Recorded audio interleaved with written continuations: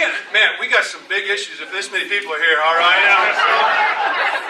You know, as a man who has a perfect marriage, I'm just here to help facilitate what happens. Right? And so, I don't know why y'all are here. It is, yeah, Sarah. See, Sarah's not here to defend herself, so.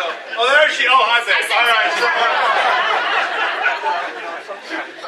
Anyway, we're so glad you're here. Thank you for coming, huh? This is awesome. I could not believe how many people we got in this room. And if it gets hot, we'll open a window.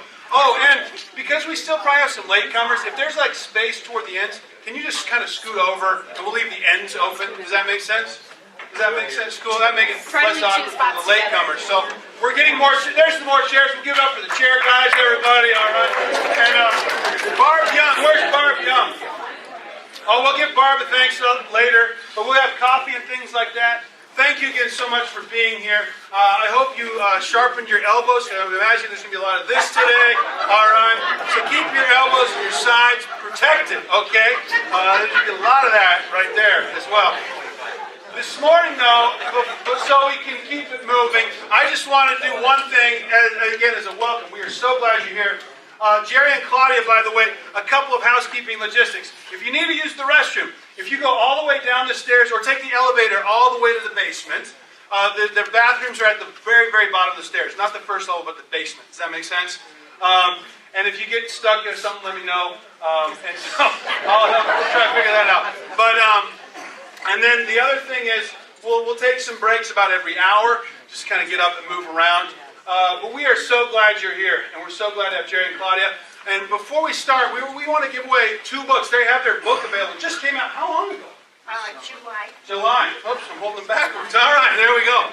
So they just had their book on marriage come out this summer. And so as a little friendly promotional, we'd like to give away 2 books this morning. The winners, nice try, Aaron. All right, that was fast, though. All right, you wish it was that one. You would have won. All right. Who has been married the shortest in this room? All right. How long have you guys been married back there? James and Megan. How long? 2 weeks. 2 weeks! But they were cool.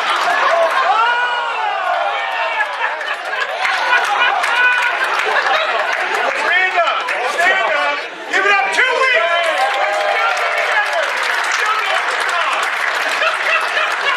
Miracle, isn't it? Miracle. All right. I did their wedding 2 weeks ago. All right. So we're so glad you guys are here. Oh, man. All right. Who's been married the longest in here? I think I might know, but don't throw it to him. Don't. That was very sweet, though. I think a good rugby connection right there. That catch. Ed and Bev, come on. How many years? 5. 65. 65. How about you? 63, 65. Ed and Bev, here. I won't throw it. All right. But there's something obviously wrong because you told us we had to be here. Yeah. Oh. Hey, wait. Okay. Bob and Allison, stand up. Stand up. Ed and Bev, stand up. 65 years, everybody.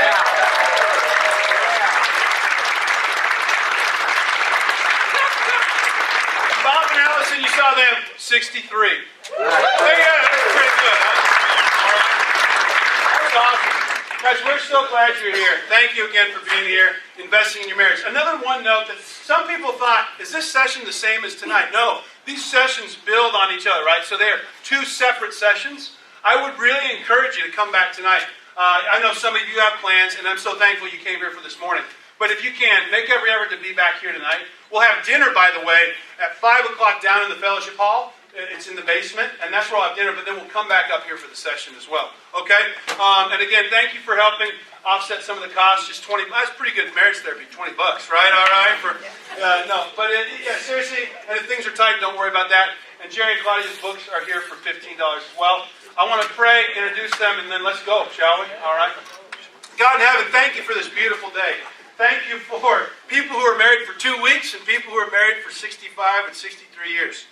And Lord, we all come together this morning as people just trying to figure out life a little bit better. I pray, Lord, that we would be humble and that we would receive what you may have for us in this time. Lord, we thank you for Jerry and Claudia and their love for you, their love for each other, and Lord, their love for this place as well. And so, Father, would you please bless our time together. Use it, Lord, to encourage us, to build us up, and to heal, Lord, if we need healing this morning as well. And so, Lord, teach us today. We thank you for this time. And everybody said, Amen. Amen. All right, ladies and gentlemen, my mentor from Wheaton College, Wheaton, again, as you know, the proper quote, you get that in there. It's more sophisticated that way. But Jerry was my mentor at Wheaton College, and his wife, Claudia. You guys have been married for how many years now? 44, almost 45. 44, almost 45 years. It's awesome. And together they've counseled over 1,500 couples, I think, in marriage and prep for marriage and all those things. And they have a great story. We're so glad they're here. Let's give a warm welcome to Jerry.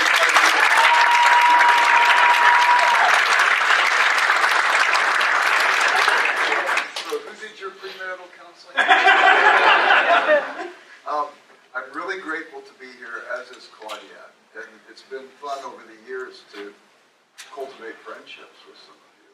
But also, I have some other things I need to say before I begin the seminar, if that's okay. I want Ty and Kaylin Wilson to stand up. So I was given this instruction by one of my students. Come over stand up. You can stand there if you want. You can come up here though if you feel you need the sort of strokes. This is Ty and Kaylin Wilson. Their daughter, Ryan, is a student of mine. She handed me this note Friday in class, yesterday in class. She said, my dad and mom are going to be at your seminar. Would you please tell them I am brushing daily? I'm getting my laundry done and my studies done. And she is so proud of you. And she loves you so deeply. And she wanted me to make sure I greeted you. So I wanted to do it publicly. And I hope we can visit during the break. And then you can let her tell, and she even has a note here, tell my mom I love her, and tell my dad I have new slang to share with them. I don't know what that means, and I don't know why she feels you would value slang. And the other thing, too, is we've got Brad and Kai Benson. So Brad played football when I coached at Wheaton College. He was captain of the football team. He was all-world, but before he came to Wheaton, he played at Baylor. And if you guys know the name Mike Singletary, they were teammates in college. That's interesting, too. And then James Hawksworth, I wish you could have seen him play. Two-time All-American. He was devastating on the football field. How could a guy be so extroverted and outgoing and kind, but then when he strapped on a helmet, he wasn't the same person? But your pastor looks a lot like Jekyll and Hyde. So we're happy to be here with you. Just a little background. I was a college pastor for many years. And consequently, and both Claudia and I came to faith in college. And so we have committed our lives pretty much towards ministry with college students. And for the last 23 years, I've been a professor at Wheaton College. So virtually all of our adult life has been invested in students. And that explains why I've done over 900 weddings over the years. And the most I ever did on one day, I think, was 3 on a single day. So it's a great thing to be invested in students' lives at that time. And then we did premarital counseling with maybe another 600 couples whose marriages we didn't perform, but we did their counseling.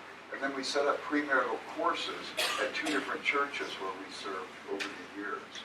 And so it's out of that experience we come to you today. We don't think that practice makes perfect. Practice makes permanent. You have to practice well for it to be good.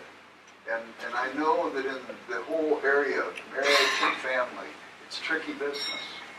I have never gone and spoken on family, except one time. Every time I've been asked, I said, I don't know if I'm really qualified to do that. We have 4 kids. They love Jesus. They're walking with Jesus. They've married people who love Jesus. They've led people to Jesus. They've nurtured the people they've led. So the people they've led to Jesus have led people to Jesus. We're grateful for that. We don't think that it was anything of giftedness on our part. Because I've seen parents who love Jesus who have kids that are off the rails. And it breaks your heart. Sometimes I think to myself, maybe God gave those kids, those parents, so they would go with his persistent and enduring love is like. And that's why he gave it. And I've seen also kids who love Jesus and their parents are off the rails. And this is a saw that cuts both ways. But we don't usually speak about family. We've done marriage stuff before. But we don't do family. One time I had this conference center out in California called Hume Lake, and they persisted that we come and talk about family. So I said, okay, I'll do it on condition. You have to invite all of my family members there, so that every talk I give about family, one of my family members could give their take on it, so that you have a respondent, so they could be honest. And we all know people could come flying in and talk about family or talk about marriage. We don't know what their marriage is like outside, but any of us who are honest know that this is not easy business, but it's good business, because there's no joy apart from knowing Jesus that gives you greater joy than to have a family intact. So it's worth the energy and effort. And I think that that's important. We want to say that up front. Did you want to comment on that, Claudia? I do. You have your own microphone? Yeah, I get to talk to him. Wow. He is definitely more extroverted between the two of us. I'm a little more introverted, but everything he said I would agree with. I would just like to say that a lot of the things that we put in this book over the years, we have experienced and learned the hard way. Yeah. So we have gone through some dark times in our marriage, and I would say that God has been gracious to us, and we've learned from that, and we've grown. And so we don't really feel qualified to sit here and say, you know, this is what you do and you'll have a perfect marriage. We're just saying, this is what God says about marriage, and this is what we've learned. And so just the opportunity that we've had to be with students has been wonderful, and we have seen students come back to us and thank us for things. So that's why we're here, and we want to be available and tell and share some stories with you. And the other thing, too, when I was a sophomore in college, I became a Christian my freshman year. And I remember praying, Lord, discipline me. Lord, discipline me. And the next 3 months that followed were the worst months of my life. I think everybody around me felt an obligation to tell me how messed up I was. So I never pray, Lord, discipline me anymore, ever. How are you, Bob? Good to see you. I never pray that anymore. I always pray instead, Lord, keep me from having a stiff neck, keep me from a hard heart, and teach me vicariously through the mistakes of others. It's far less painful to learn that way. You guys all, I know, at some level are invested in your marriage or you wouldn't be here. People who aren't interested don't show up to seminars like this. And maybe that interest grows out of wanting to keep the fires burning hot, or maybe that interest grows out of wanting to fan the embers so that the fire can burn once again. But somehow you were serious about these things. And so nobody's life skilled at marriage. It's a skill we have to learn. Nobody's gifted in it per se. It's a skill we learn. We'll talk more about that later. And I want to say something too. The book that we wrote, it grows out of years of doing premarital counseling. It has application to any level of marriage. If you've been married again 2 weeks or 65 years, there should be nobody who says, I'm done learning about this. I figured it all out. There's some nonsensicalness about that. There's always something more we can learn. There's always something more we can learn about our spouse. Now, my wife is very beautiful, and I married her because she was very, very nearsighted. And the darkest day of our marriage was when she had LASIK surgery. It was 25 years into our marriage, and I was with her when she had the surgery. And I remember she had measles when she was 9, and it affected her sight. She was legally blind without corrective lenses when we met. And when all of a sudden they asked her after the surgery to open her eyes and look at the clock, I saw an expression on her face that I had never seen before after 25 years of marriage and 2 years of knowing her before we were married. There's always something new, something of intrigue and interest and wonder in your spouse. And if you think you've got them all figured out, then that's interesting about you that you think you could get to that place.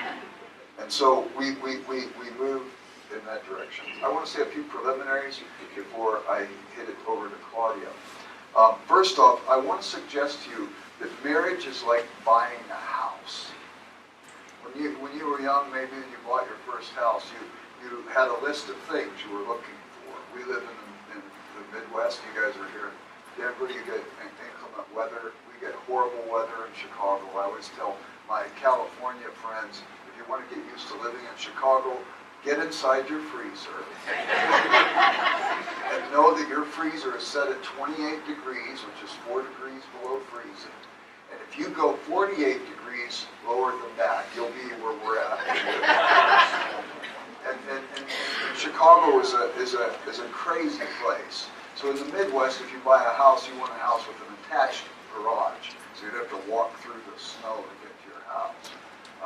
Even when we lived in Southern California, we always wanted a fireplace in our house because of romantic evenings together around the fireplace. We have a friend in California who has her air conditioner on but still has her fireplace. She likes the mood. You have different things you're looking for, and you put down the list, and you go look at 50, 75 houses.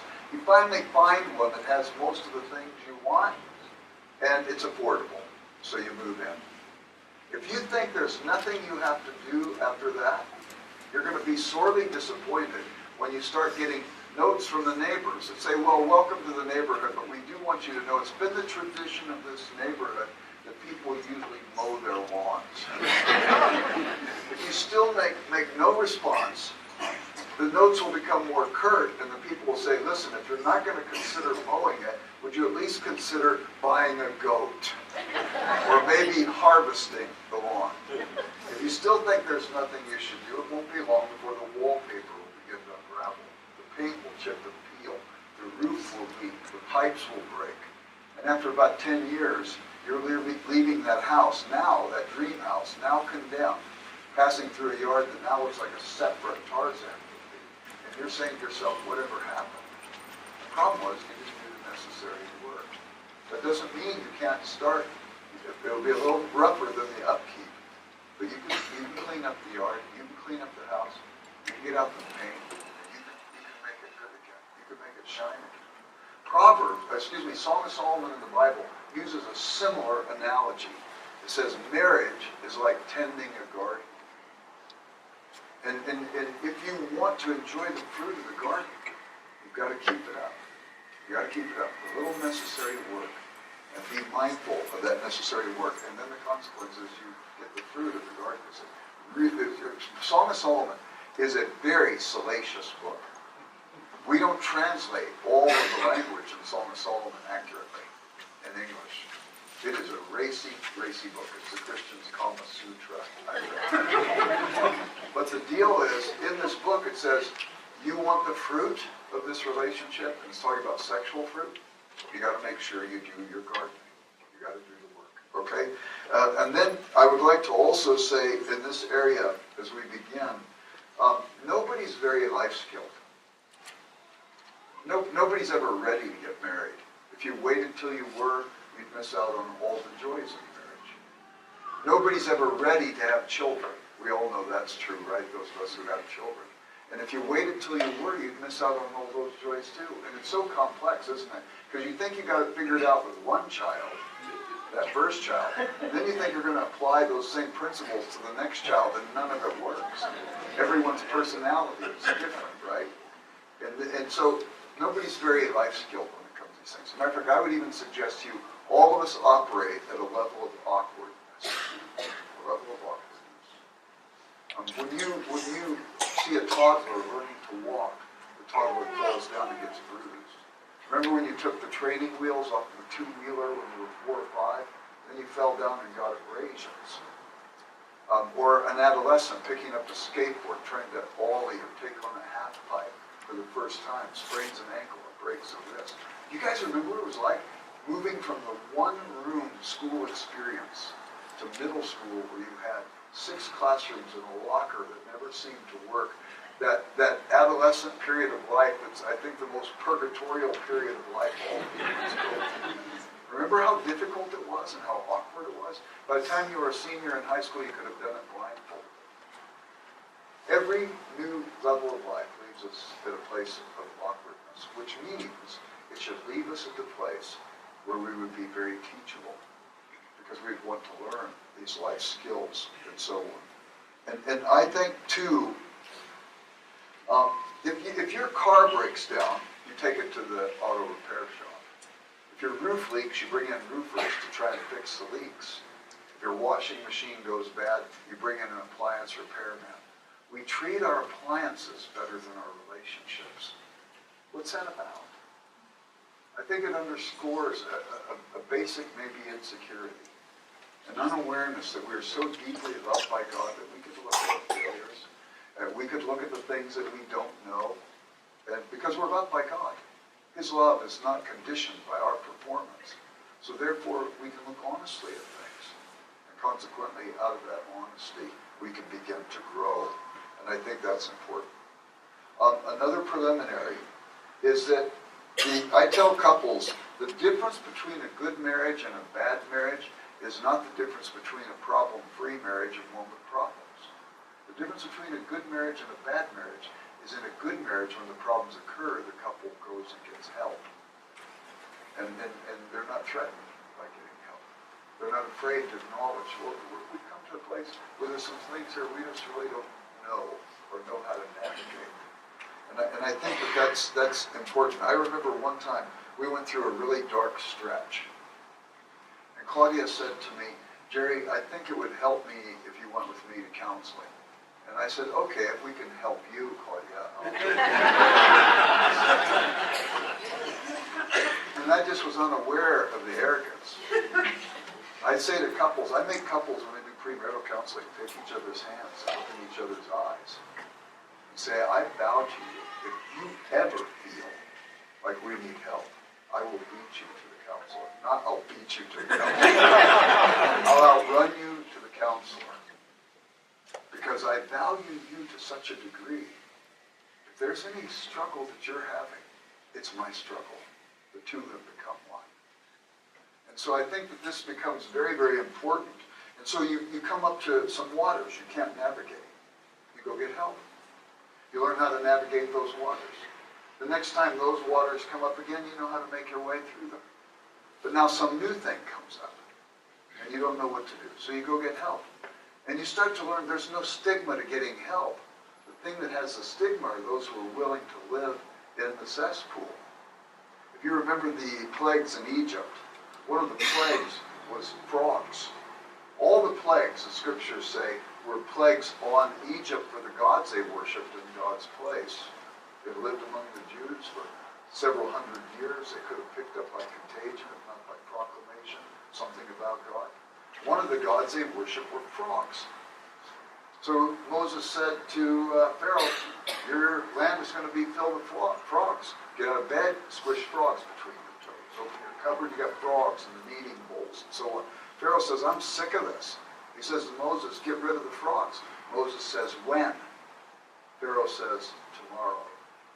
He was willing to live one more night with the frogs.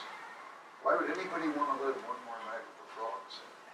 So you start getting help, and you start getting skill, and you start enjoying the life that as God intended it. And the other thing is, about 10, 15 years of doing this, I'm sure some of you already have this happen.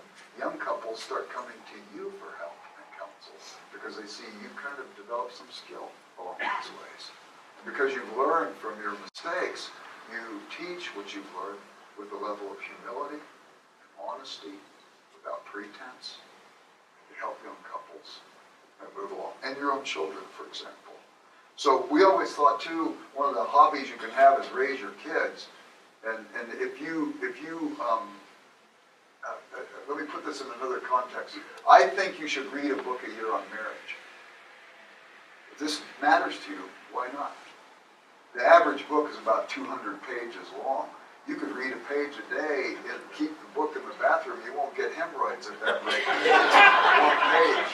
To read a book a year on marriage, and then after 20 years of marriage, 30 years of marriage, you've got between you 60 books read and 60 years of experience. Maybe you could start to pen a book on marriage. Maybe it would just be nothing more than dad and mom's advice on a good marriage. If you've been working on it, your kids will be interested in that because they see that you've been serious about this.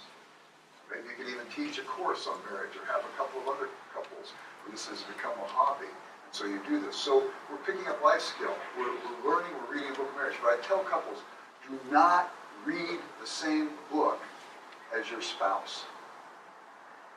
Because you'll start reading it for your spouse. And James said, I can see all of you are getting your elbows ready. He's a pastor. I can't tell you how many times I've preached at a sermon at church and I've seen somebody go like this. It went right in the ear, along the skin, not through, and right up the elbow. And if I knew a couple, this is terrible, their marriage ended in divorce, you know who I'm talking about. And the guy was reading a book that his wife was reading on marriage, and he would highlight and underscore and put post notes by the things he thought she needed to be reading. Pillow. It was terrible, so self-referential, and so on, so utilitarian. It's terrible. Read a different book. That guarantees you're reading it for yourself and not for your spouse, you see. And then after years of reading, you can start to put this stuff together. If in fact, by the way, preparing for marriage, being engaged in marriage is like upkeep of a house or upkeep of a garden, I want to also suggest to you that there's at least two tools that the Bible keeps highlighting over and over again. And one of those tools is a cross, and it's the cross of forgiveness. Keep short accounts with your spouse. You will find easy offenses, because we're all basically self-referential. And if our spouse does something, our first inclination can sometimes be, she did that or he did that, must have got up this morning just to figure out ways to irritate me. We're not that important, people. We're not that important. The person is probably doing something the best they knew how. And if you can assume the best of the other person rather than immediately fill in the space that you don't know about with the worst, you will probably have a better marriage. So assume the best, and consequently, as you assume the best, if there is a slight offense or something that's done that irritates you, be quick to forgive. We'll talk about that at the very end of our time together again, why this is so important. Be quick to forgive. The first cross is the cross of forgiveness. In Jesus' parable to Peter, when Peter said, should I forgive 7 times? He said, no, forgive 70 times 7. And by the way, Peter, there was a servant who owed the king $18 million. The king wanted him to pay up his debt, was going to put him in prison. And the guy pled for mercy, and the king forgave him his debt. And then he went out and found the guy that owed him $18, and he threw him in debtor's prison because of it. Jesus is very clear. We should not be petty with one another. If we are, maybe we don't understand how God has never been petty with us. And I think this becomes very important. The second tool for the upkeep of the house or the garden is the cross of Christ's high courtesy, the high courtesy of heaven. When Jesus dies on the cross for our sins, he's basically saying, I give my life for you.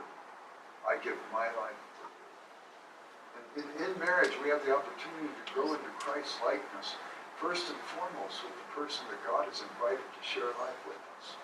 And I think this is remarkable. And so this high courtesy, the giving of our life for the other person. By default, if we don't do that, we're saying, it's your life for me. And there's something unsavory about that perspective on mine. So these are basic preliminaries that we would share as we get started. Any comments or questions? As we begin each section, we'll have time for any comments or questions. Okay, I was going to say something. Just as we're getting to know you better, this is the first time we've done this together since the book came out, so you just need to know that. So you're our guinea pigs a little bit. And I teach at Wheaton as well, and I have a thing that I do with my students. I teach in the education department because I was a teacher for 25 years in the public school. But now, what I like to do, and Jerry's the great lecturer, I'm the great moderator. Like, I try to help people talk to each other and those kind of things. So it would help us at the end. So I have my students do a thing called exit slips. Like at the end of one of my talks or at the end of the class, they write something that was aha, something that was like, oh my gosh, I really learned this today. This is awesome. And then I also have them do a question. So, which would help me then as I plan for the next class. So since you're the guinea pigs for what we're doing, it would help us. I mean, I said, no, we're not doing this. I do not want to get up and talk about marriage with anybody. We'll just write the book and it'll be done. And then James was like, you got to come do this. So we would really love it if we get some response from you and some help. The book is called Naked and Unashamed. We didn't want that title. We wanted the title Learning to Undress. And that's what we talk to, when we meet with students, that's what we wanted, but they change it, which is fine. But I still like Learning to Undress, or the struggle, the glorious struggle, all of that. But it came from when we were realizing that so many people nowadays, the first thing they do is they undress. They get to know somebody, and it's so common in our culture. And we realized years ago how important it was that we had other areas that people knew us, that our spouse knew us, that our partner knew us. And so that's how we began to formulate this, the way that the book is laid out, like undressing in these other areas. So that's what we're going to be doing. We're going to be talking about the areas that are the points when we do premarital counseling. But like he said, if wherever you are in your marriage, you could start at any one of these points and work on it. So that's what we're hoping. There's some exercises at the end of each chapter in the book, and we'll give some too. So you can start right away with doing some of these things together as a couple. Or you could even get a group together and get 3 or 4 couples and start working through things. So that's what we're hoping. So help us, okay? Yeah, help us. And it's really insightful too, because you see our culture right now that has minimized the deep human things and maximized the easy physical things in a materialistic age. So young couples find that intimacy is sexual intimacy. They can jump in the sack quick and have some form of connection. But when they finally get married, they find they've married a body they know well, but not a person they've known at all. And there needs to be other undressing upon which sexual undressing is predicated. Learning to undress historically, learning to undress intellectually, learning to undress spiritually, learning how to undress in our communication, learning how to undress psychologically, and so on. And so, Claudia, first off, any questions before you go in this next section? Yeah, back here. First name, sir? Josiah. Josiah. What do you mean by undress? Well, when we... Vulnerable? Or what do you Yeah, mean a kind of vulnerability, but also sharing life. Sharing at the deep levels, and we'll talk about some of that in just a By moment. the time you're done, you'll know what you mean. Yeah. simply put it this way. Simply put it this way. Sexual undressing is important. God gave us sex as a gift, and He gave it to us in a context. When we color outside the context, we can enjoy the gift temporarily, but eventually it's not enough that holds us. You meet people that have good sex together, but it doesn't last because they have not connected only at the base of the most animalistic part of our being. They haven't connected at the human soul level. So we talk about undressing in these other areas. The nice thing about the Christian faith, though, is when we make mistakes, God loves us. He forgives us. And He's constantly the God of the second chance and the rebuilding and the restructuring. So that's why, too, even if people got off to a bad start, they can always get on to a good start, a restart, a kickstart, and so on. So that's kind of what we mean. Undressing in these other areas, these deep human areas, spiritual, and so on, psychological, and so on. And then to enjoy all the more fully these others. We've also found that in Christian circles, a lot of times you can have well-meaning Christians who are going to put off any kind of sexual union until they get married. But then they're not advised on how to have really good sex. There's some interesting things there. We live in a culture that makes sex all about men. Isn't it interesting that but I got to tell you this joke. I'm a little scared. There's a book that's called Plato and a Platypus Walked into a Bar. And it was written by 2 roommates from Harvard University who went on and got masters at Harvard, one in theology and one in philosophy. They said, let's write a book of philosophy, but let's tell the stories and let's mediate them through humor so that people will have memorable the points. For example, Pascal's wager. the story they told there was this old lady goes into a bank and she says, I want to talk to the president of the bank, and she has a whole suitcase. And he says, yeah, what can I do for you? And she opens up the suitcase, there's $100,000. She said, I'd like to deposit this money in your bank. He said, okay, that's nice, but let me ask you a question. Where'd you get this money? She said, I love to gamble. I just love to gamble. And he said, well, what do you mean? What kind of gambling? He says, well, for example, I'll make you a bet that I can come in here tomorrow and you'll have a tattoo on your right cheek of a butterfly. He says, that's not going to happen. He says, I'll bet you $25,000 it does. He says, that's ridiculous. I'm not taking your money. She said, fine. I'm taking my money to another bank. He said, okay, I'll make you the bet. So the next day she comes in just before noon at the time this is supposed to be done, and she comes in with her lawyer. And she says, okay, show me the tattoo. And he says, there's no tattoo there. She said, prove it. He drops his pants and the lawyer goes like this. And the banker says, what's the matter with him? Well, I bet him $50,000 I could come in here and he'd drop his pants.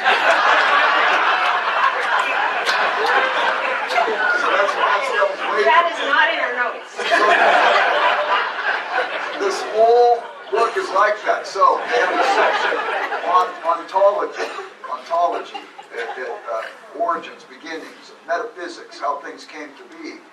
And in that section they tell the story that Adam and Eve were created, and all of a sudden this angel is dispatched from heaven and comes and talks to Adam and Eve and says, I got two more gifts for you, two individual gifts. One of you gets one, the other one gets the other.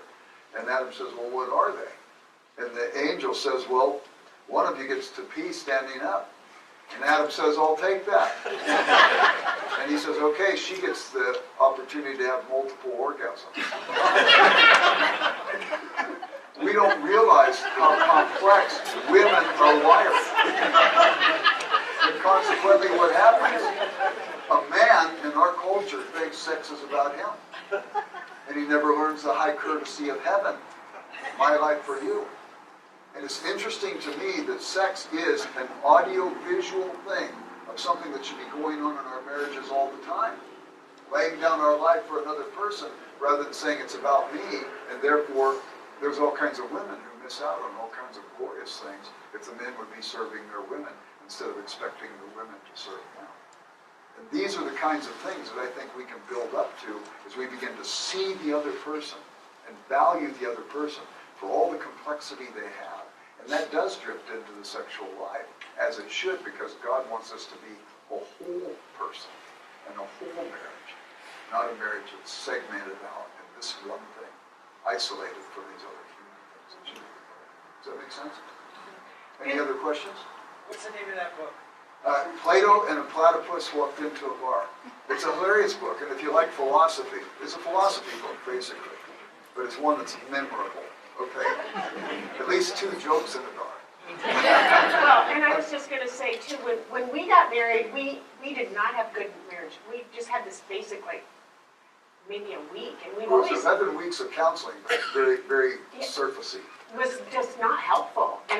But we were also in a community where it was like, well, you've got Jesus, you know, you guys will be fine, you know. He's going to seminary, and so we get married thinking, you know, we've got everything we need. We got Jesus, we got this little bit of counseling. Oh my goodness, we had a huge fight on our honeymoon. And, you know, it was like, we were devastated. We were both devastated, like, oh my gosh, we made a mistake. Look at this, we can't even make it through a honeymoon without having a big fight. And so I think from that, it was like, wow. So slowly, we realized that we needed a lot more things than just loving Jesus and just the simple things about getting married. So that's why we're really passionate about it. And that's why we're here. Otherwise, to be honest, I said, after we wrote the book, I said, I'm not going to do any talking on this. But here we are. So Claudia is so gracious because she didn't tell you what the fight was about.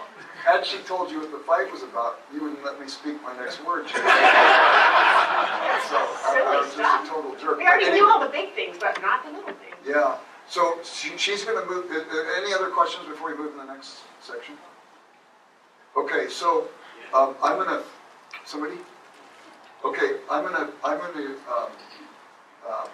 have Claudia share, But I want to set up what she's going to say, because many of you have been married a long time. Is there anybody in here that's not married yet? You're underway. Okay, so we've got some couples, premarital stuff. Okay, but many of you have been married a long time, and she's going to share about historic intimacy. She's going to share about learning the story of your spouse. Every book I write, I put in the acknowledgments an acknowledgement to my best friend, and I write in it Dr. Tim Tremblay. Tim Tremblay's not a doctor. He drives too fast, and so he's gotten a lot of tickets. So I always say he has a PhD in traffic school.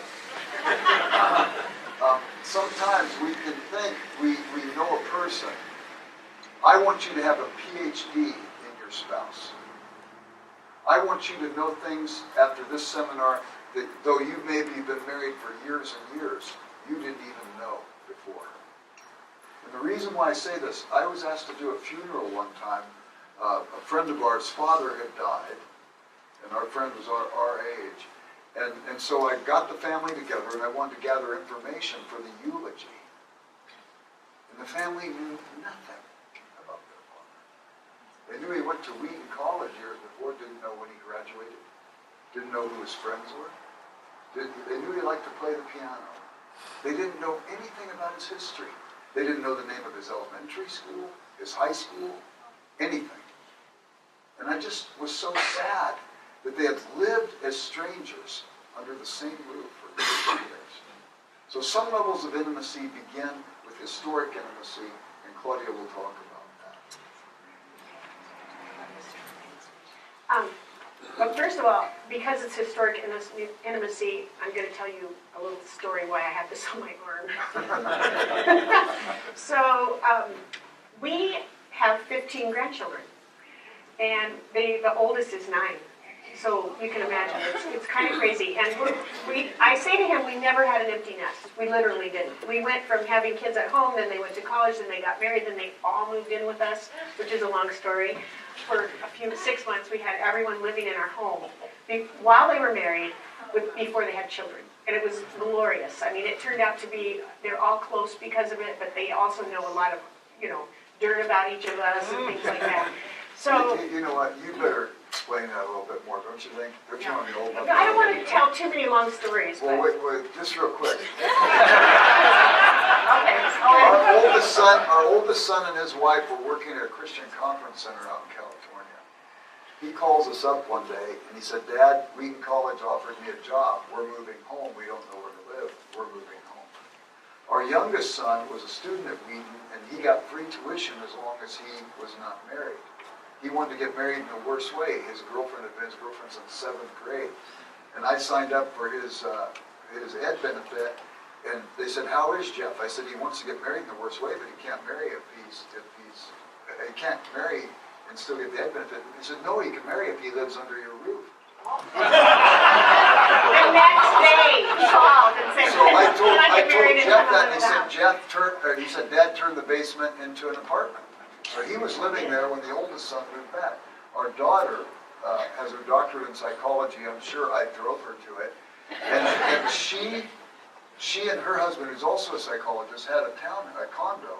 Housing wasn't selling. They were working in a psychology counseling center, and they were going to move up to Milwaukee. And so they put their condo on thinking it would sell about 7 months later when they needed to move. It sold in a week. They said, "Dad, we're moving home." So they had to work for 6 more months. Our other son said, "Dad," he was a youth pastor in Southern California. He was going to Phoenix to start a church. And he said, "I don't want to sign a lease for another year of apartment. And we need to be here 7 more months. We're moving home." All of them moved home with their spouses. Our house was big enough to accommodate it. Claudia made meals 2 nights a week. Each other family was responsible for 1 meal the other nights, and then one night we all foraged. Never one moment of conflict. And all of our kids' spouses got to know their spouses' siblings and the siblings' spouses. It was magical. I would never advise anybody to do this. But anyway, that's the context. So that's the context. It So was a gift. it was a gift, so we're very close to them. But since then, we now have 15 grandchildren. Well, our son in Phoenix, and I retired from teaching 2 years ago. So this is my new life, and I absolutely love it. I had to say no to so many things over the years, and now I get to do whatever I want. I get up, I do whatever I want, whenever I want, for as long as I want. And it's just glorious. So it's really fun. So I have this new life, and but my son, who's in Phoenix, asked if I would come and babysit for them. They have 4 children. They have a 9-year-old, a 7-year-old, and a twin 5-year-old. So this was in October. And I said, sure, I can come. I'm coming out for their anniversary, and they wanted to go to Sedona for 3 days. And so I came out for almost a week. And it was just so much fun to be with these 4 kids all by myself. Well, what happened is, it was a Tuesday. I still think of it because it was $2 Tuesday at the casino. Which is this casino that has a huge family fun park on it, because it was raining in Phoenix. Never rains in Phoenix. So the kids are like, oh, it's raining, Mimi, we can't go outside. I go, yes, you can. It's like 80 degrees. You can go outside in the rain. So we went out in the rain, and we danced in the rain, and we jumped on the trampoline, and we ran down to the basketball court. We had all this fun. Well, then they came in, and I said, well, it's still raining, so how about if we go to the casino and we'll go hang out there? Yeah. Not really the casino. It's family friendly, but they're trying to attract people. Right. So we go, and so for and they said, when I got there, they go, it's $2 Tuesday. Everything's $2. So laser tags, $2. Eating tacos, $2 tacos. The movie's $2, and bowling is $2. We're going to do it all, guys. So we go laser tagging. I've never been laser tagging. It's hilarious. There were only the 5 of us in there. And then, in the dark, with whatever, I said, this is so politically incorrect. I can't believe it. And so then we went and had our $2 tacos, and then I said, okay, let's go bowling. So we went bowling. We went bowling. They don't know how to bowl. I don't bowl. I've probably bowled like once a year. So little Briley is, when the gutters are coming up, I'm losing because I don't get gutters, but I'm totally losing the whole thing.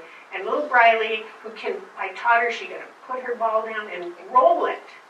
So I help her roll it like 4 different times.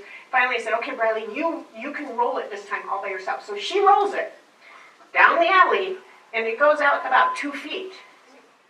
And I go, oh man, I gotta call that guy. He's like, come, I'm just gonna get that ball. And I go walking out. Totally. It could have been in a movie. I would be famous. And I landed on my wrist, and it was I lifted up. The people next to us are you okay? And I go, I think I hurt my arm. They go, you hurt your arm. Go get the paramedics. So anyway, what happened is I ended up breaking my wrist. Called my son. They didn't have to come back. I drove myself to the emergency care. There's no hospital where my son lives, so I have to go to Phoenix 45 minutes. I said, I can't. I'm not doing this. Do you know anybody here for the kids? I go, I don't know a soul. What can we do? Turned out Grady has a really good friend from Wheaton who just moved to Maricopa. I called him. He came and got the kids, took them home, fed them. I went to the urgent care, and they said, well, it's broken. 2 doctors said, have surgery right now. 2 said, wait. I waited. So then I went home. That was Tuesday. Thursday, I went home, and I had surgery. So 3 weeks, and now 3 more weeks. So I just got my cast off yesterday, and those pins taken out for any of you who've ever had it. So I feel so much better today. Okay. That's part of your history. I was going to say that. Now you know a little bit of my history. Historic intimacy. Right. So historic intimacy.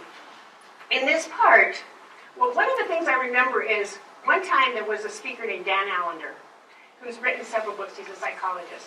And he spoke at a church, and I went to it, and he told his story about how he had gotten up in this huge group of people and done this whole talk, and that his wife was there. And that he ended up telling about coming to this realization years later in his life, and he tells this in his story called To Be Told, in his book, To Be Told, that his wife, he told that he found out he was Jewish when he was older, and he didn't know this story, because his mom and dad had not told him, so he didn't know their whole story, he didn't know his story. And it ended up that after this talk, his wife said, I never knew you were Jewish, and they'd been married like 3 years. And so he ended up writing this book, To Be Told, about sharing your story. with the people that you're really close to and intimate. So out of that, I sometimes think this whole historic piece has other people out there saying this is really, really important for us to share that. So, telling your story is foundational for all the other things that we're going to talk about. Communication, spiritual, because if you don't know the person's story, where are you going to connect? So what we have couples do from the very beginning when they start out is get a notebook for their spouse or their partner and begin to get together, go out on a date, sit down, go to a park or something, and start asking questions, like simple questions, small questions. Start from the beginning. Where were you born? Why were you born there? How did you end up there? So every question, you learn to be an observer and a listener. There might be sometimes hard things. Somebody might say, oh, I don't remember that. I don't want to go through that. But we encourage people to say when you get to one of those stuck spots that you move through it. Through this, you learn to be vulnerable by telling your stories, and you learn to be a person who can be trusted because you carry those stories for your spouse and you don't share them and you have them as a couple. So this is really, really important. And like he said, there was this family who didn't know anything about this man in their life. And I don't know about you, but we've noticed, and maybe we've noticed it more since this book, where we'll go out to eat and we're spending a lot of money to go out to eat. And we'll look around and there are people our age who are not even looking at each other. They're not talking, they're just eating. And we said, we're never going to be like that. Like, we just made a commitment. We are continually, we're going to grow. We're not going to go and do that. And so this is important as you move forward wherever you're at, if it's not there, to cultivate it. So you can start from the beginning. You can start anywhere. The other thing is to visit some of the places that you hear about. So, for example, if you grew up we both grew up in California. Jerry had a family that historic background was Scotland, so we'll tell about that later, but we ended up doing that and going to Scotland. And so visiting these places together can become a new adventure, going and talking to family members and ending up seeing things. Well, when I was a child, I visited this lake every summer with my family. Let's go to that lake and let's go see it. Or what were some other examples we had? Well, there's just tons of them. And again, if you have this notebook and you put down the year of your spouse's birth, and start from there. So where were you born? Jackson, Mississippi. And why were you born there? Okay, so he was going to school? Okay, so if he was going to school, you probably didn't have extended family around, did you? And do you still have family friends who your folks connected with from those days who are almost like extended? No, that's interesting. So what does that mean? There wasn't the deep connection, so your family may have felt isolated. Where'd they go after that? And why'd they go to Michigan? Okay, so her mom's from there. Where was your dad from? California, but they go to the mom's family. So what does that mean? There was either deeper connection there, maybe, or maybe your dad was willing to go where she was. Was there a patriarch or a matriarch who kind of rode herd over what went on in the family? No. So there was good balance in the relationships. Aunts and uncles there as well? Yeah, my mom's from there. Okay. So everyone was there. So that's interesting. So you can find out about what were family gatherings about, what were they like. We'll get to that in just a moment. But it also means that you can sometimes have a family where there was a matriarch or a patriarch who ruled the roost. And everybody did what that person wanted done. And it was an unspoken rule, but it was a tyrannizing feature. And then if you see your spouse has some struggle with some sort of fear, you begin to understand where that came from. If maybe instead it was a family where there was no real connection, and consequently your spouse is more independent and loose because that was part of the origin. You know this now. Who was your first grade teacher?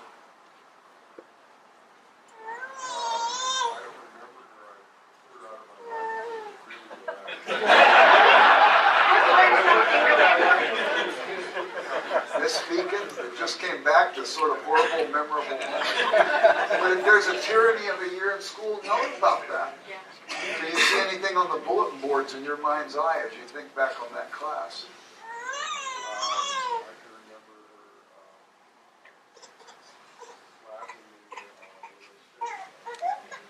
How sad. How sad. And you enter into these stories, think of a poor first grade child trying to figure out life. Some teacher who should have known better, slapping him with the wrist. I don't know about you, but it breaks my heart. If you can have your heart broken from your spouse's story, empathy towards your spouse awakens, tenderness awakens, and so on. And we encourage people to go kind of year by year, phase of your life, move along that way. And everybody's got things they're ashamed of or things that were negative. So it's negative and positive and being able to learn about your spouse from that. When was the first time you felt deeply hurt in school? Oh, when I was rejected by some of my friends, and I still remember that. And I know virtually every one of those stories in her life where she was betrayed by somebody. Betrayal, I think, for me is something that's significant. And what was something that gave you a sense of great joy when you went through your junior high and high school years?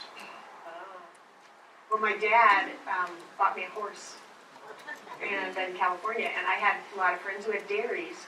I grew up in a dairy community in Southern California, and so I think my dad thought, boy, junior high, boys, all of that stuff, Southern California beach culture, and we had some people in our church who had horses, and so I showed an interest in that. And then before long, my sister and I were real involved in that world. And then that was a wonderful time in my life. And then what was kind of cute is when we went to Santa Barbara when our kids were older to be a pastor, he bought me a horse. He had an auction. And so I went through another period of 4 years because he knew that was really special to me, and it got out of my system, believe me. I loved it, but when the horse's shoes were more than the children's and things like that. But it was like, him knowing that and knew how special that was in my life, and it was glorious. I mean, I got to ride a horse on a beach at that time in my life, and had some friends at church who had horses. But, just him knowing that about me made it really special. The other thing, too, is you then learn some of these historic things, and you know how to maybe please your spouse. So when I found out when we were dating that she was a horse person, I grew up in South Central Los Angeles, but I went to Y Camp up in the mountains every summer. And one summer, 2 summers, I worked at that camp, and I ran a string of donkeys. And I was so stupid, I thought donkeys and horses are just the same. Oh, yeah, this So is a we great went day. out on a date, and I was going to please her because I knew she liked horses. Her dad had sold her horse. I took her to an equestrian ranch. It used to be at Laguna Beach. You could ride above the cliffs above the beach. And I took her there, and they said to her, "So do you know anything about horses?" And she said, "Yeah, I own my own horse. I was in shows and all that." They bring her out this really sleek horse. They said to me, "Do you know anything about horses?" I'm trying to impress my girlfriend. "Do you know anything about horses?" "Yeah, I had a string of donkeys. I know everything about them, They brought me out this horse that looked like it had Elmer's. And I didn't impress her at all. I impressed her that I knew her historic background, and I knew what she liked. But also, she was learning to laugh at me because I was such a doofus. I couldn't get this horse to do anything. Anyway, who was your...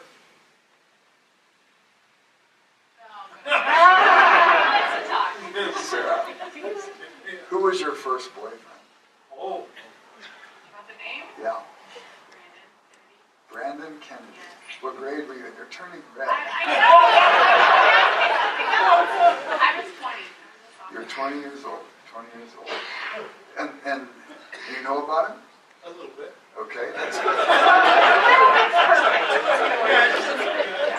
You need to hear your spouse's story and not be threatened by it. Because true intimacy happens when you do that. First off, you won. You You want want the person to help you. You won. But it's part of their story. And if you're threatened by it, you say it's okay to have secrets in this relationship. That doesn't lead to intimacy. Hear their story objectively. Listen to it. And listen to what happened in that story. Then all of a sudden, if sometime in life you hear of some brokenness that they experience, you see it might be triggered by awakening a memory that still hasn't been grieved, awakening a memory that still hasn't been forgiven. And you could prove in some senses a healer to your spouse, but you know them. Sometimes I've seen Claudia in situations where she has gotten very anxious about the situation. And I'll say to her, you know, Claudia, as you described that, it sounds a little bit like this thing that happened back then. You think there's a connection. And all of a sudden it opens it up. And she knows how to navigate that. And he can like help me kind of get over it because he sees that it's not about that thing right then. It's more about what happened here and how it's projecting on me now. And she does it with me too. She says, I wonder, Jerry, if that anxiety you're experiencing right now, or that fear, is maybe part of your stuff. And it's rooted in these events in your youth. There was William Wordsworth who said, the child is the father of the man. He could have said the child is the mother of the woman. And We have that quote in the book. The wounds you experience in your childhood, that child can be a tyrant to the adult because he's not helping the adult get past these And things. if you have secrets that you are afraid to tell and the other person cannot handle that, maybe that's a signal that maybe this, you're preparing for marriage, that's not a good sign. We have a story of someone that we knew who was engaged, and we knew in her story that she had gone through a terrible time in her life and had an abortion. And so she met this guy, and she was like, I just want him to know my whole story. And as they got closer and were dating, she ended up telling him the story, and he was devastated. He was so devastated. He couldn't handle it. He just said, I can't marry somebody who's had an abortion. It's just too much for me, my family. And it was like horrible for her. And she came to talk with us and grieved through this whole thing. And we were like, you know what, someday you're going to tell that story to somebody and they're going to love you in spite of it. And sure enough, later, a few years later, she met this wonderful man. And she, again, told this story. Nervous about taking the risk. She was because really of what afraid, happened yeah. the first time. They're like, no, you got to try again. You got to do it. And he was like, oh my gosh, you went through that. Let me hold you. I'm so sorry. I love you so much. And they got married. They have 4 children. And she literally has become a very pro-life advocate. And if she hadn't, had those experiences. But you don't know. So there's always a risk when you share that you're not going to be heard, and you might be rejected. So just those kinds of things, the historic part, we think is really important in the beginning as you get to know people. Because this isn't yet about communication in this this is kind of the stuff that is really fun to tell your stories. Ox has a And question. how do you help people when they do get stuck, right? Like, I don't want to go there, right? I mean, there's probably tons of people that have been married and they go Oh, away yeah. with their secrets, Right. right? So how do you help people get unstuck and something's there, right? Or there's fear on the person's part who's doing that, or there's fear on the other person's part If- receiving that, right? If this is in a marriage, how do you help a person? So this is interesting. There's 2 things I'd say about this. I have a group that meets at my house every Thursday night. We call ourselves the Brotherhood of the Briar. We start off, we smoke pipes, and we start off with poetry. Can you imagine all these men reading poetry? And then discussing the poetry, and it takes us deep, great discussion. Sometimes women show up. It's not exclusively men, but it's mostly guys. And one guy was there, and he was teaching at Wheaton College. And he said that he got a ping on his phone. He did that Ancestry.com, where you spit into the thing and you find out Who you are. yeah. Who you are. And I'm 1% Jewish, I found out. That's it. I'm going to buy a yarmulke. So anyway, this guy got this ping, and this woman said, "You are my nephew." And he knew he had been adopted, but he had never had connection with his family. And it ended up, as the story grew, that he ended up getting connected with his birth mother, with no threat to the family that raised him, who he considers his mother.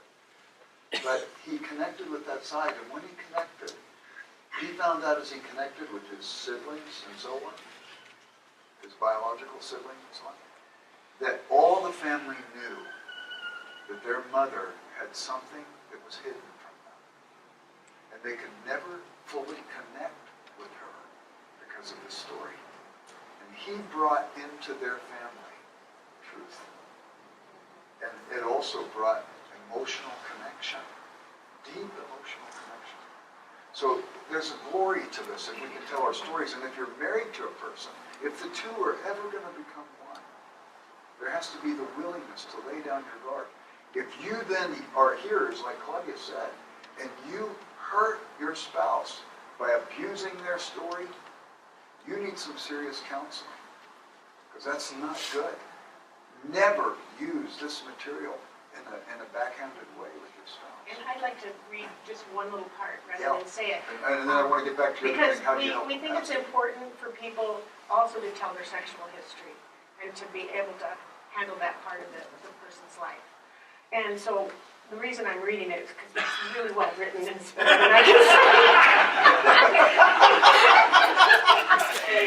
It's on page 25 if you're interested. If you find that you cannot share your past with the person you love, you should probably find out why that is the case. Secrets kept early in the relationships typically erupt later, and quite possibly in a destructive manner. We found that often when couples share these deep parts of themselves, the other person sincerely makes an effort to show acceptance and tell the person they love how much closer they feel. Love multiplies where vulnerability is sincere. The secrets you can't tell control you. And you need to have people in your life. And I don't think a spouse is enough. I think a spouse is central. But I think you need to have friendships, a few friendships like this as well. And those kinds of friendships are also helpful in your marriage. Because let's say you have some conflict in your marriage. You have a friendship over here, and you can talk to this person and gain some perspective. You might find you're okay, you're normal. You might find you've been a jerk, and you need to hear that from somebody, and you go back and set it right. Sometimes if a person's pain is so deep that they have a very difficult time even trusting their spouse, that's one of those situations where maybe you need to go get professional care. So you can unpackage a story in a safe environment and learn how to break free of that stuff. We'll talk about that later with psychological intimacy. And I'm just going to tell one short story, Yeah. but this is recent. Because once the kids were gone and life was changing, to be honest, Jerry's super, super busy. He loves everything he's doing. I mean, but he's really busy. And so my kids and a few friends were like, we're a little worried about you, Claudia. He's so busy. He's like hardly home and all of this. And so I was going through this period where I was like really analyzing what some of my friends had said and said, I wonder if this is like good or bad or whatever. And I ended up going to this therapist that I'd gone to for some other things. And I remember it was so helpful because she said, well, how do you feel about that? And I go, I kind of like it. I said, I kind of like it when he's gone because I can do things I like. I like to go with him when I can, but I am not resentful.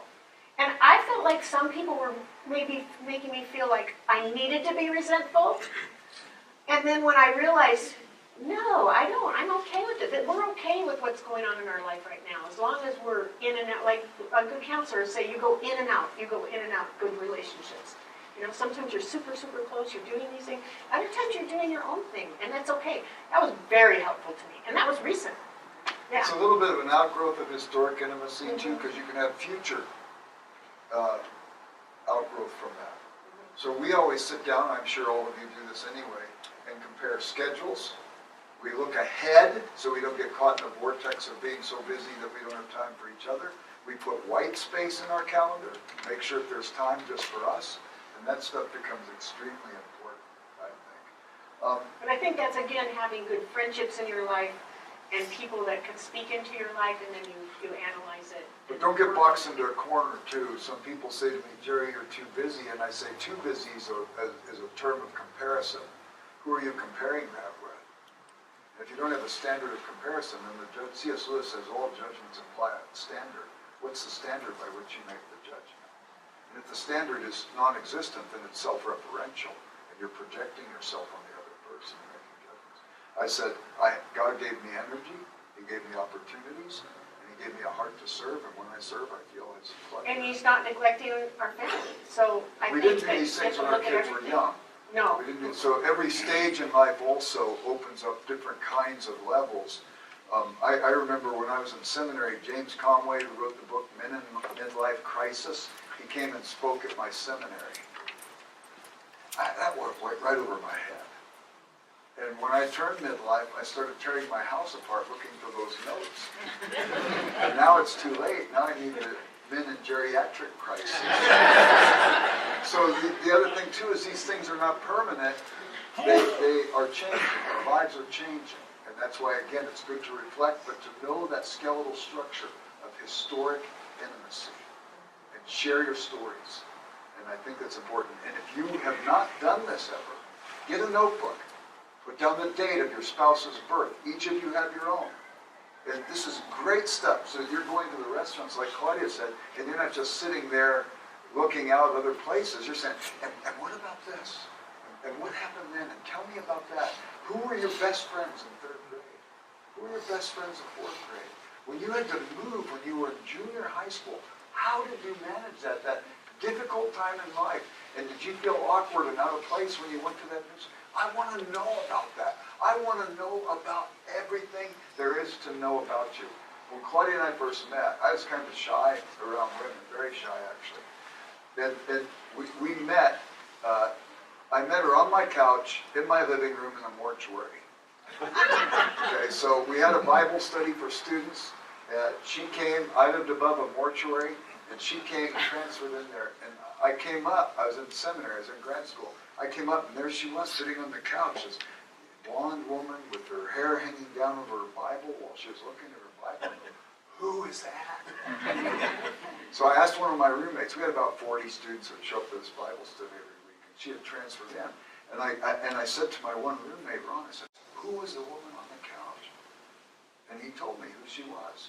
And that she was rooming as a suite mate with his fiance. I said, Ron, you got to introduce me. You got to introduce me. I was too shy to go up and say, oh, you're new, tell me about yourself, that sort of thing.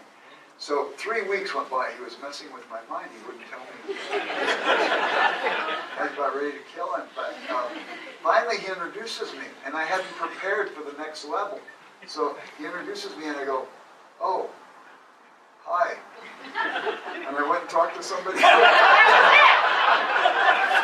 thought I was stuck up, and I said, what I wanted to say was, could you sit down and tell me all about your life? Would you do it very, very slowly so it takes a long time? When you get to go to a restaurant or have an evening when nothing's going on, turn off the news. The news is the same thing every night anyway. Turn it off and sit down with your spouse and go through the notebook. Become the investigative reporter who knows every little contour of your spouse's life. And the thing is, your spouse will like that too because it shows you're interested in your spouse. Still, after all these years. Is that cool or what? Anything that you want to say something? No, I'm wondering if we want to break. Yeah. Yeah, and maybe need a break. And then if there's 5 any minutes. questions. And Only break. 5 minutes? We went quick here, we got to keep it moving. Am I on now? You're on. Am I on? You're on too. Where we would like to go now is to talk about spiritual intimacy, then intellectual intimacy, and then we'll open it up for some questions. Tonight, we'll talk about psychological intimacy. When the Bible says in marriage, the two are to become one, and they're to leave and cleave. Leave their father and mother. I don't think that means leaving geographically, but it means leaving the cycles of generational sin that can be picked up. Does anybody in here know the first names of their 8 great-grandparents? 1, 2, okay?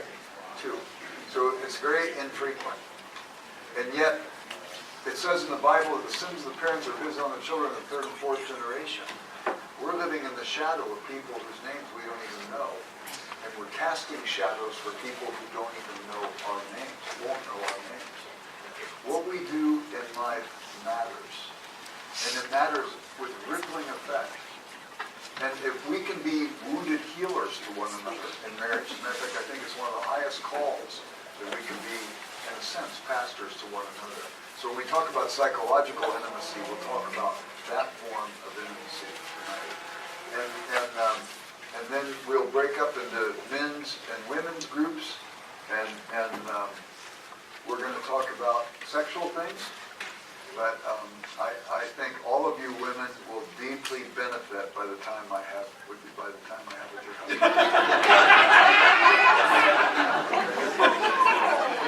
So, anyways, I didn't want that. Well, we have to tell a quick story. We wanted this chapter on sex to be in the book, and we got turned down by Christian publishers, because they didn't want us to have a chapter. And so we ended up going with a different publisher because we said we want to keep it in. it was interesting because the publisher, actually they contacted us about the book. It was something that Claudia and I had done, mostly out of our own intellectual intimacy, wanting to have things that we did together. And we had written the book, and somebody said, well, one rejected it because it was a little bit too salacious for them. Another one said it needs to be more contemporized. So Jeremy Rios is a guy who I've known him since almost when he was born. And then I did his premarital counseling, did his wedding, and then he used the material when he would do premarital counseling. So he'd written 4 books already, so we said, could you contemporize this? So that he participated and brought his voice in this way. But I was going to say something like that. Claudia says, my mind's like lightning, one flash, then total darkness. I was going to move on to spiritual intimacy. Spiritual intimacy. Okay? So, in the creation account in Genesis, everything is good. God makes light, first day it's good. He makes the sea, second day it's good. He makes the land, he makes the animals, he makes the luminaries, he makes all these things. It's all good. Until he gets to one thing, finally. I mean, he makes all creations very good. He gets to one thing that's not good. Remember what it was? Man. The man was alone. Man was alone. So you read that in the narrative, and the logic seems to be that the next thing he's going to do is create the woman, and he won't be alone. But that's not what happens. Do any of you remember what happens? Yeah, he says, name the animals. Now, that seems totally incongruous. Until you begin to see what was going on as he was naming the animals. God gives an object lesson. So he sees this big, round, gray thing, rotund, tree trunk-like legs, wispy little tail, big, proboscis here, you know. And he says, that is an elephant. If I've ever seen anything that follows under the name elephant, that's going to do it. Then he sees this other big, rotund, gray thing, very similar, but significant difference. He says, Mr. Elephant, Mrs. Elephant. He sees this long-necked thing. He says, that's a giraffe. He sees another long-necked thing. He says, that's also a giraffe. And he sees the differences between them are similar to the differences between the elephants. And so he says, Mr. and Mrs. Giraffe. He goes through the whole animal kingdom. The duck-billed platypi. He sees their kangaroos. He sees all of it. And he's naming the animals. And what does the text say then? There was not found a helper suitable for him. So he says everything existed. Why does he have to discover that?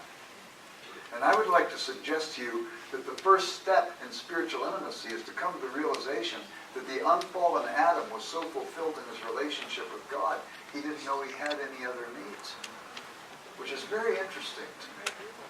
And I think if you go into the marriage and you think that your spouse is going to fulfill you, you've entered into a kind of idolatry that projects an expectation on your spouse that your spouse can never fulfill. And then when your spouse doesn't fulfill at that level, you project the disappointment on your spouse too, and you don't even realize the problem is your misplaced expectations. Now, Augustine talks about the fact that in Christianity, we believe in ordo amoris, ordered loves. You put first things first, you get second things thrown in. You put second things first, you lose out on first and second things. It's the whole story of the book of Ecclesiastes. In Ecclesiastes, one Bible commentator called the poetic books of the Bible the how-to books of the Bible. So Job is how to suffer, how to make sense of suffering. Psalms, how to worship, and how to worship in good times and bad times. Some people say to me, oh, I get so much comfort from the Psalms. I say, man, I don't know if you're reading the same ones I'm reading. I sometimes wonder if David wasn't bipolar when he wrote some of them, you know. worship you, God, and I wish I could bash a Babylonian baby's heads against the rocks. You know, what do you do with these things? Well, life is complex like that. Marriage is complex like that. How do you make sense of these things and still come out with a worshiping heart? Proverbs, how to be wise. It's interesting to me, in my last read through Proverbs, Solomon didn't do anything to the advice his son did. And his son Rehoboam didn't either. The advice is still good, whether he was willing to attend to it or not. C.S. Lewis said, if you drink too much and you go to a doctor and the doctor is struggling with alcoholism, and the alcoholic doctor says you shouldn't drink too much, just because he's a hypocrite doesn't mean that the advice is bad. Proverbs has all this great wisdom. And then you go to Song of Solomon, how to love. We've already talked about that one briefly.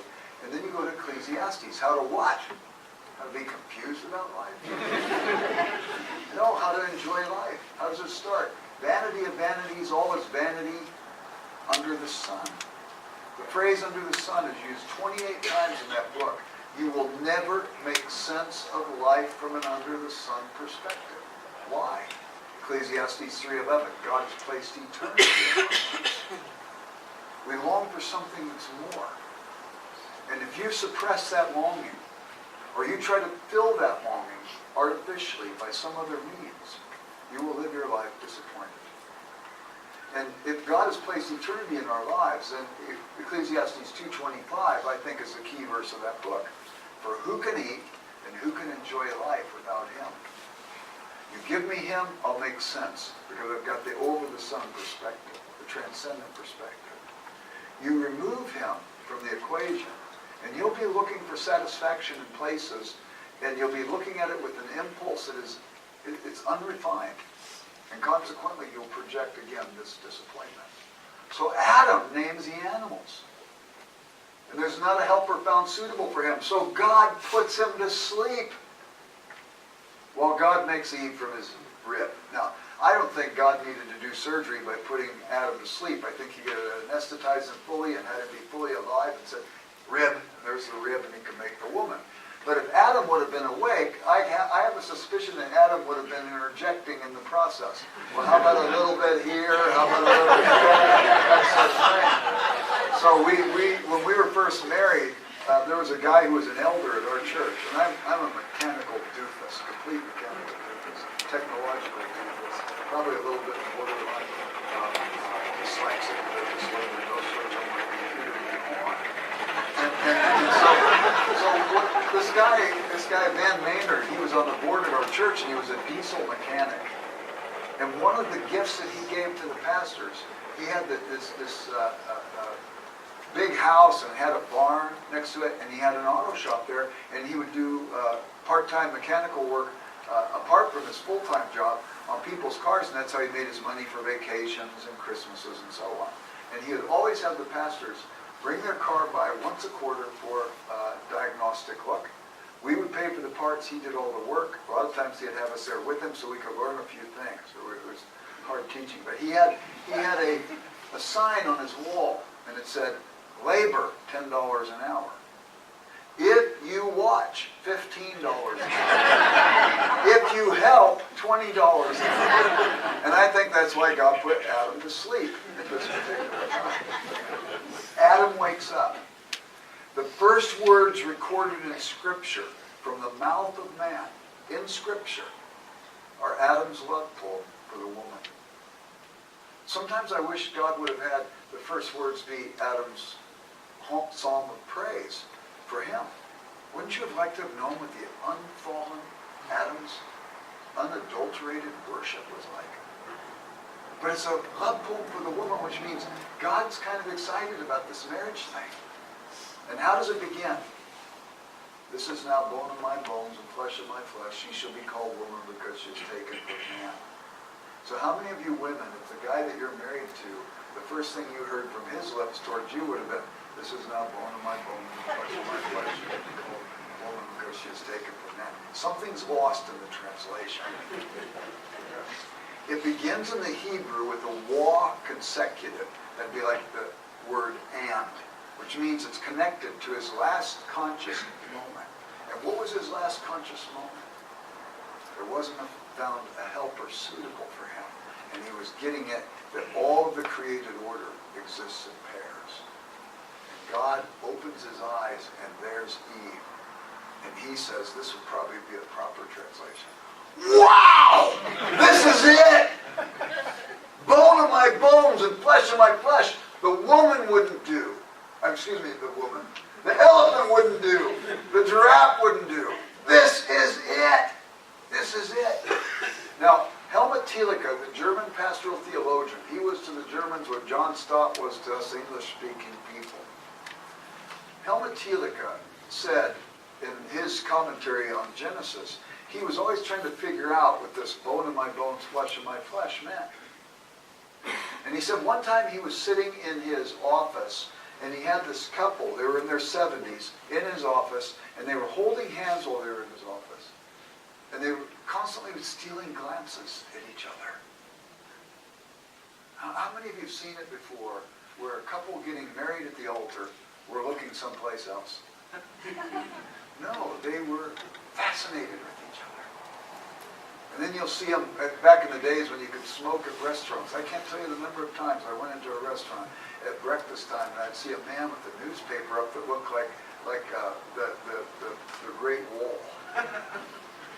And he'd be reading the paper and his wife would be on the other side smoking a cigarette, looking longingly out the window as if she could be someplace else. What happened from those two making eyes at each other at the altar and then that event at the restaurant? And Helmut Thielicke said when he saw this couple making eyes at each other in their 70s, he realized what bone of my bones and flesh of my flesh meant. It could have been delight of my delight, joy of my joy, or boredom of my boredom, restlessness of my restlessness, contempt of my contempt. Historic intimacy keeps you fascinated with that person. But if you want to have a marriage that works, here it is. Here's Adam, and he kind of gets it. She shall be called woman, Isha, in the Hebrew, for she was taken from man, Ish. These two connected. The two become one. And so it says that for this cause a man shall leave his wife, leave his mother and father, and become one flesh with his wife. In a sense, and they were both naked and not ashamed. It's as if Adam says, okay, Lord, wrap her up, I'll take her. No, on second thought, just leave her the way she is. You know, there's an excitement about this whole thing. It seems right and good. And I want to suggest to you the first spiritual principle of a healthy marriage is to continue to cultivate your first love for God. Your first love for God. So you've got these passages, and as it plays out in Scripture, in John chapter 6, arguably the most poignant moment in the life of Christ apart from his crucifixion and resurrection and his agony in Gethsemane. He's been lecturing. He sees the people are hungry. He feeds them, feeds the 5,000, 5 loaves and 2 fish, and the people want to make him a king. They were looking for an economic savior who would meet their physical needs, and he was offering himself as something different. He disperses the crowd, puts his disciples in a boat. They go to the other side of the Sea of Galilee. He goes up that night to pray. That's the night he goes walking on the water. The people wake up in the morning, and what? The food they have, the thing that they wanted first, didn't satisfy ultimately. So they're hungry again, and their hunger sends them on a quest for Jesus. They get to the other side of the Sea of Galilee, and when they find him, the first thing they said was, Moses gave our fathers bread in the wilderness, and they did eat. In other words, you fed us yesterday, feed us again today. Jesus straightens out their theology, and he says, no, it wasn't Moses who gave your fathers bread in the wilderness, and they did eat. It was my Father who gave your fathers bread in the wilderness, and they did eat. And if you knew who you were talking to right now, you would ask him, not for the bread that left you dissatisfied, but for the bread that alone can satisfy. And they said, evermore, Lord, give us this bread. He says, okay. I give you myself. I give you myself. I am the bread of life. Take me. Find your ultimate satisfaction in me. And many of the people left him. He turned to the 12 disciples. He said, will you lead me also? They said, where will we go, Lord? You have the words of eternal life. If you're not fully satisfied properly in relationship with God, or developing a satisfaction, because I think we've developed in our love for Jesus too, then my guess is you will never be satisfied with the gifts he gives any more than those other people who have been satisfied with daily bread. And I'll tell you another story. Matter of fact, I'll let Claudia tell you the story about Julian of Norwich. Do any of you know this medieval? I know you know the story because I've told it at your church before.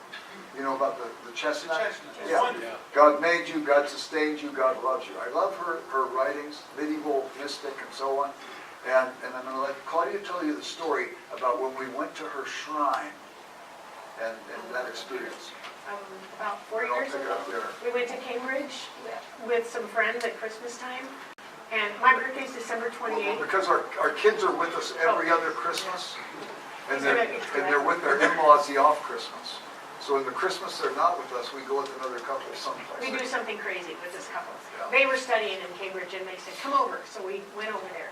But on December 28th was my birthday and they said, it's okay, what do you want to do? And I said, I want to go to Norwich and see Julian of Norwich's church and grave and learn a little bit more about her. So we went up there for the day, but before we left, we were getting ready to get on the bus, and we stepped outside, and it was a cold morning, and our friend looked down, and she saw a chestnut right on the front step.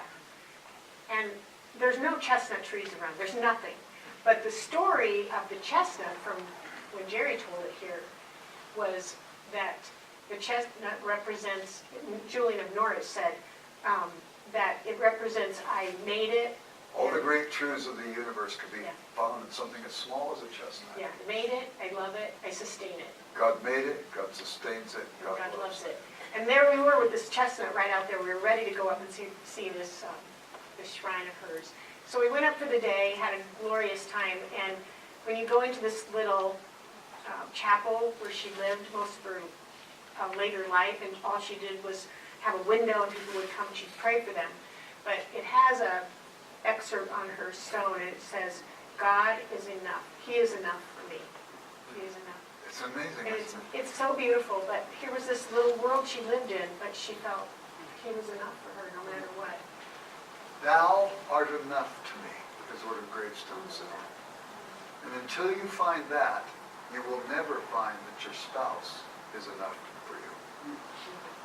But if you find that God is enough to you, for you, you'll be able to find in your spouse, this is really a good deal. This is a good deal because you're not expecting your spouse again to do for you what only God can do for you. So Abraham, in the place where he's given the Abrahamic covenant, and it's echoed throughout his story in Genesis 12, but in Genesis 15, his nephew Lot has been captured by these wicked kings and taken off. And so it's told Abraham, and he gets his troops and his allies together, and they go defeat these other kings. And he comes back, and the kings of Sodom and Gomorrah offer to Abraham all the spoil that he brought back. And he said, no, I'm not taking any of it. I am not going to let anybody else say that they made me great. I'm looking to God only. So God comes to him. He says, Abraham, I am going to make you great. You believed in me. I reckoned it to you as righteousness. I'm going to give you this land. I'm going to make of you a great nation. And one of your descendants is going to be a source of blessing to the whole world. It's a messianic promise. And Abraham says, well, when will I be given the land? Well, your children, you will have children, a son, Isaac. Isaac will have a son, Jacob. Jacob will have 12 sons. And they will end up going down to Egypt. And in about 500 years, I'll bring them back to this land. And I will have made them a great nation. And I'll give you the land in about 500 years. Well, Lord, I don't expect to be around then. When will you make one of my descendants a source of blessing to the whole world? Well, actually, that'll be about 2,000 years from now, Abraham. Lord, what do you give me? And he says, Abraham, your reward will be very great. I will be a shield to you. I give you myself. Is he enough for you? Is he enough for you?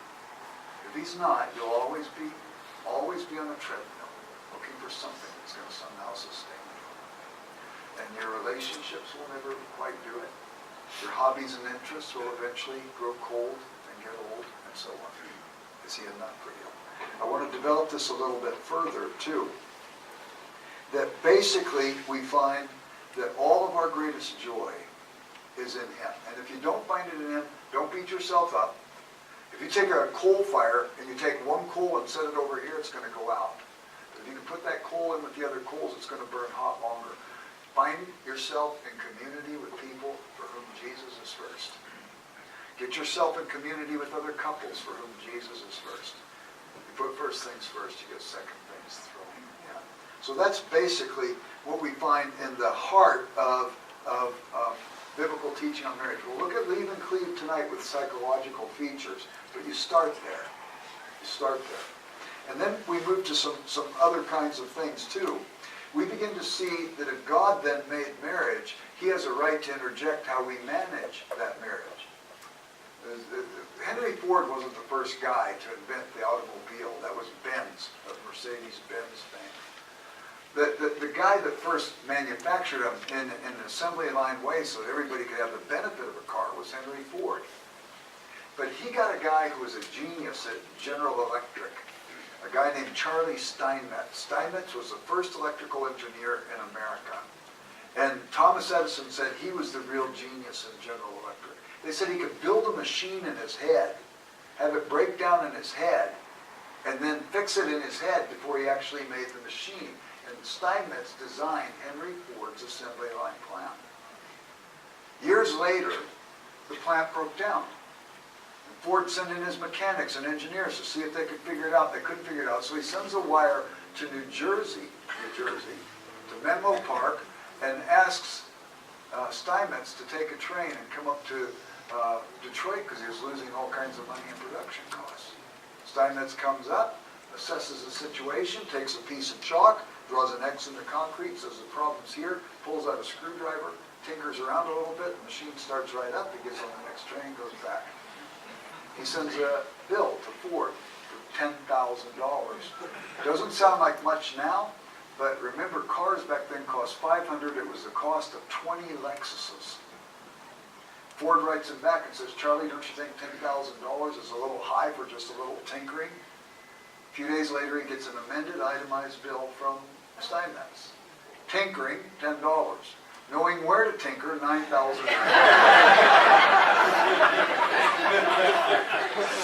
He made it, he knew best how it should work.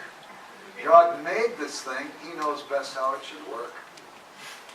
And so, what does he say about it? There's a lot of things in Scripture. You can spend your life studying it, but I want to give you a couple. All right? Number one, Ephesians 5:25. Well, it says submit to one another. It also says wives submit to your husbands. What's that about? It's not politically correct to even mention that. And that's because we've seen that text so abused by people. You know, husband, wives submit. You can see some sort of rigid fundamentalist side of the evangelical spectrum and people being just so aggressive about this. If this is coming up in your marriage every day, every week, every month, maybe even every year in your marriage, my guess is you might be in a little bit of abusive situation. Get thee to a therapist and get it figured out, right? What does it mean, wives submit to your husbands? C.S. Lewis says something in Mere Christianity I think is extremely helpful. He said, in a corporation, you always have an odd-numbered board. So you always have somebody who gets a deciding vote, right? If you get to a stuck place. What do you do in a corporation of two? Do you dissolve the corporation? Or do you let one person have the deciding vote? So he said, hopefully you pray about it. And hopefully if you've prayed well about it, and you've waited, and you don't have to make a decision yet, there's more data that could come in, then be patient. But what if you come to the place where something has to be done and there's no collaboration? And he says, Lewis says, I think God put in there a way to get past the stuck point. Wives submit to your husbands. How many times has this come up in our marriage, Claudia? 6? 6 times. And I want to report to you with great joy that 3 of those times I was right.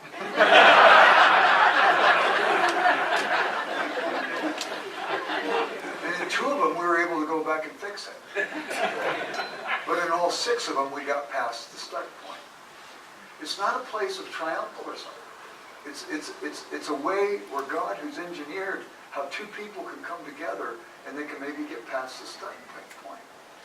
Now, what do you do with that? The Bible is an interesting book. That's an understatement. But anyway, in the Bible, you have Exodus, the book of Exodus. This is how to think biblically, and then how to think biblically about marriage. You have the book of Exodus, and the laws given. 40 years later, we have the book of Deuteronomy, and the laws nuance further. What do we do with that? Was God up in heaven after he gave Exodus and said, I forgot that. Oh, I'll have to take a mulligan on those laws and put on some other ones. No, he wasn't doing that. He gave them the law. And he gave them 40 years to wrestle with it. And then he nuanced it further for them so that they would realize that our thinking about marriage, about the Bible, about life in general should be a dynamic process, not a static one. And between Exodus and Deuteronomy, he also gives the book of Numbers. And in the book of Numbers, he tells the people about how the property is going to be distributed. And because men and women are going to marry, it's going to be distributed through the male heirs, lest you end up having this conflict. When women have this part of the property for their family, men have this part. No, it's all going to come through the male heirs. As soon as God gives that command, and Moses reveals it to the people, the 5 daughters of Zelophehad come up to Moses and they say, we don't think this is fair. I don't know about you, but if I had lived back then, I'd have moved away from those women because the ground was known to swallow some people up. But Moses, to his credit, says, what do you mean? What are you thinking? And the daughters of Zelophehad said, the way this thing is constructed, our father had all daughters, and his legacy will not go to his progeny. It will skip over to our uncle's sons, our cousins, and will be X'd out. And Moses says, well, let me ask God about it. And God says to Moses, the daughters of Zelophehad are right. In other words, they thought well about this in a fresh, nuanced application, in a new set of circumstances. Instead, we read something in the scripture and we bellyache about it because we don't like it. Instead of saying, what is this actually saying? What's it trying to tell us to do? And are there more robust applications in certain circumstances? My doctoral supervisor was Basil Mitchell at Oriel College, Oxford University. Absolutely brilliant guy, one of the top 3 philosophers of religion in the world at that time. And he told me, he was a believer, he told me he and his wife read that stuff in Lewis and they thought it was right because they understood what was going on. And he said, but if it's right, then like the daughters of Zelophehad, it could be nuanced in new situations.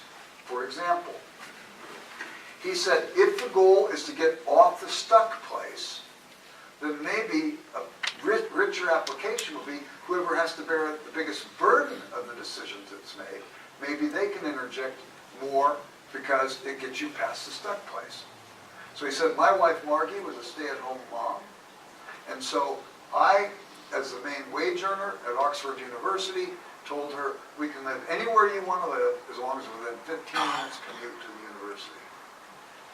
Number 2, he said, because she was the one that was going to be bearing the children and engage in the biggest part of the nurturing process of those children, he let her decide how many children they would have within the parameters of what his income would allow. And consequently, they were able to make those same decisions, but followed the basic trajectory, I think it's a theological trajectory, of thought based on what the scriptures have said. So you've got Exodus, Deuteronomy, this thing that tells us how it could be applied, here with Numbers, and then what's the next coordinate for the trajectory? The history of Israel, where we see the trauma they experienced when they didn't do it well, and the blessings they experienced when they did, which tells us in all of God's revelation, there's opportunity for blessing or difficulty.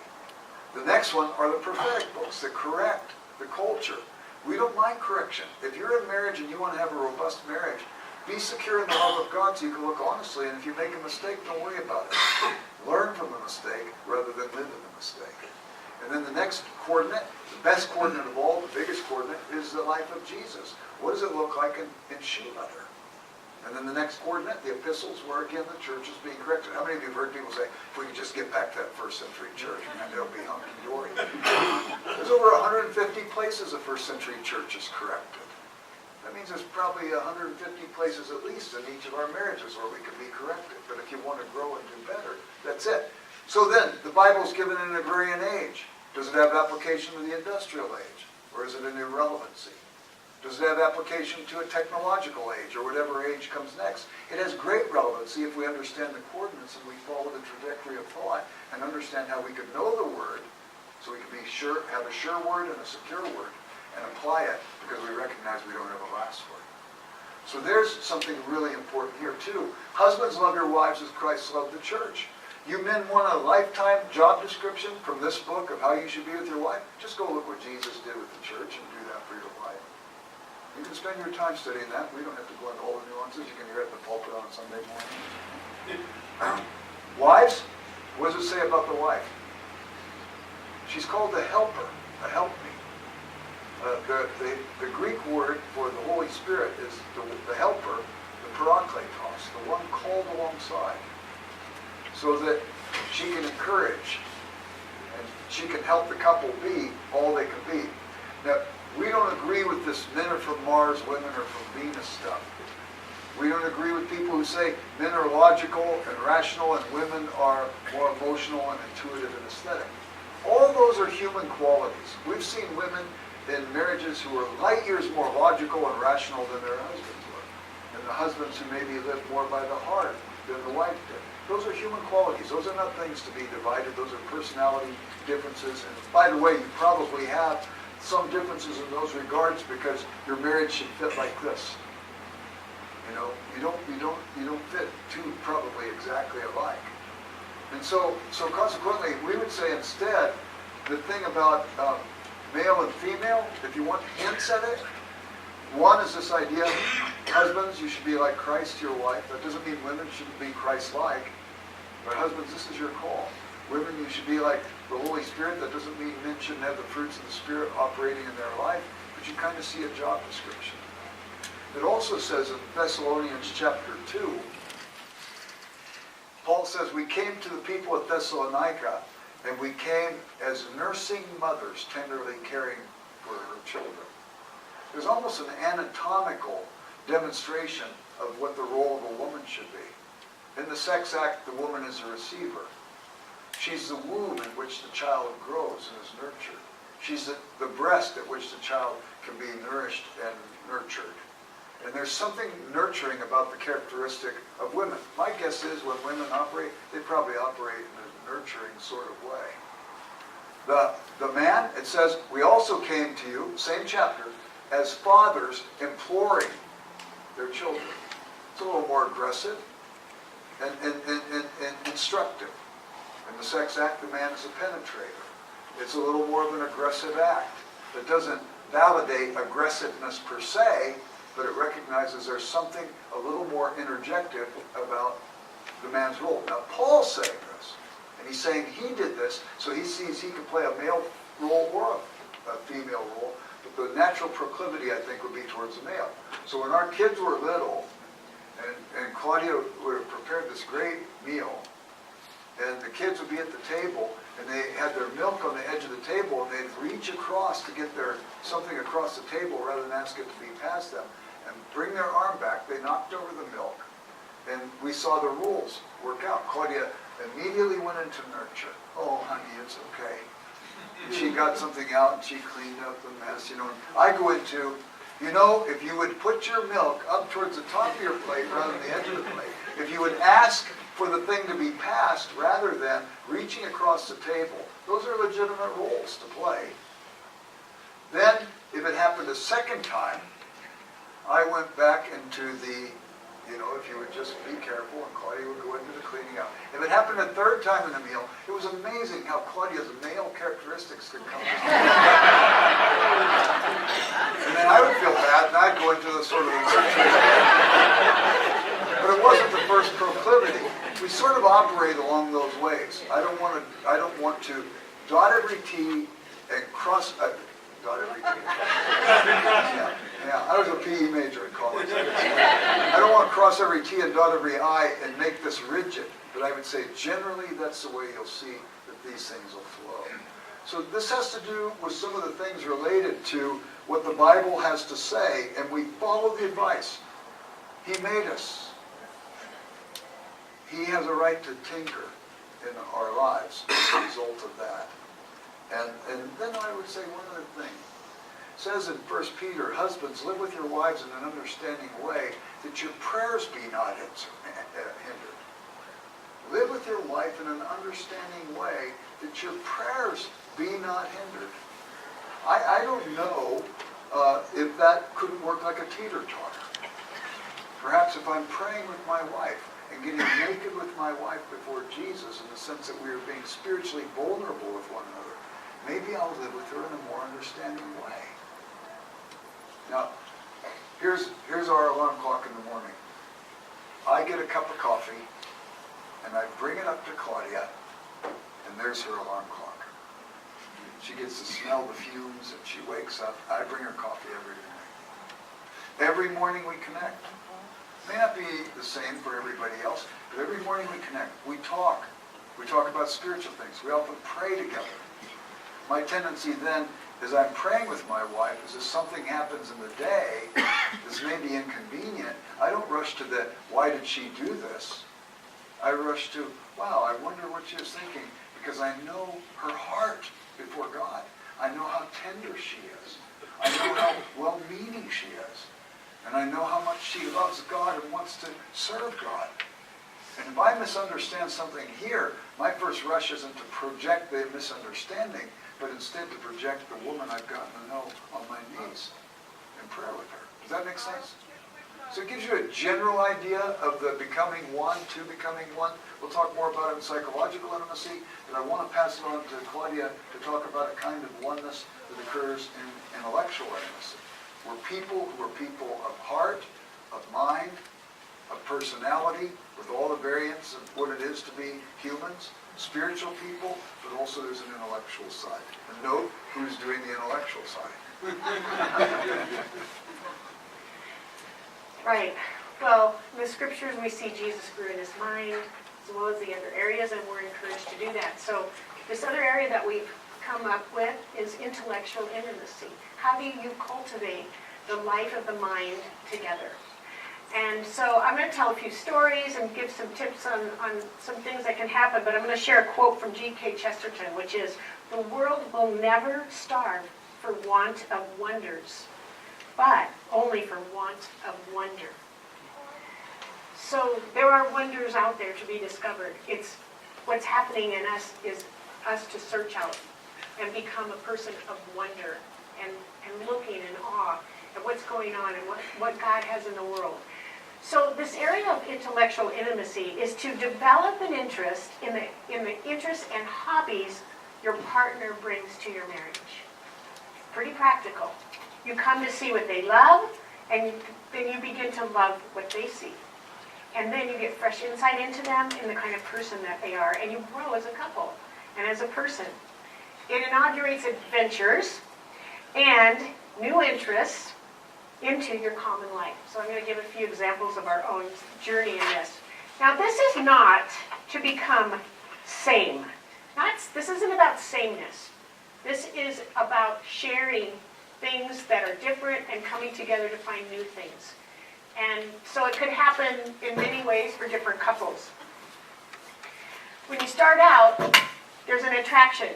She looks beautiful. He's amazing. I remember when I first saw Jerry and he walked into that Bible study, he had an armful of books. He walked in, he was at Started Seminary, and I saw him walk in, and I thought, I was a lit major, I love books. And I thought, oh my gosh, that guy, man, he's good looking, and he's got an armful of books. So that was my first impression. His was seeing me with my Bible on the go. But we began to have these shared interests. Was that me? Is that me? That's it. Is my jewelry like, okay. Okay. All right.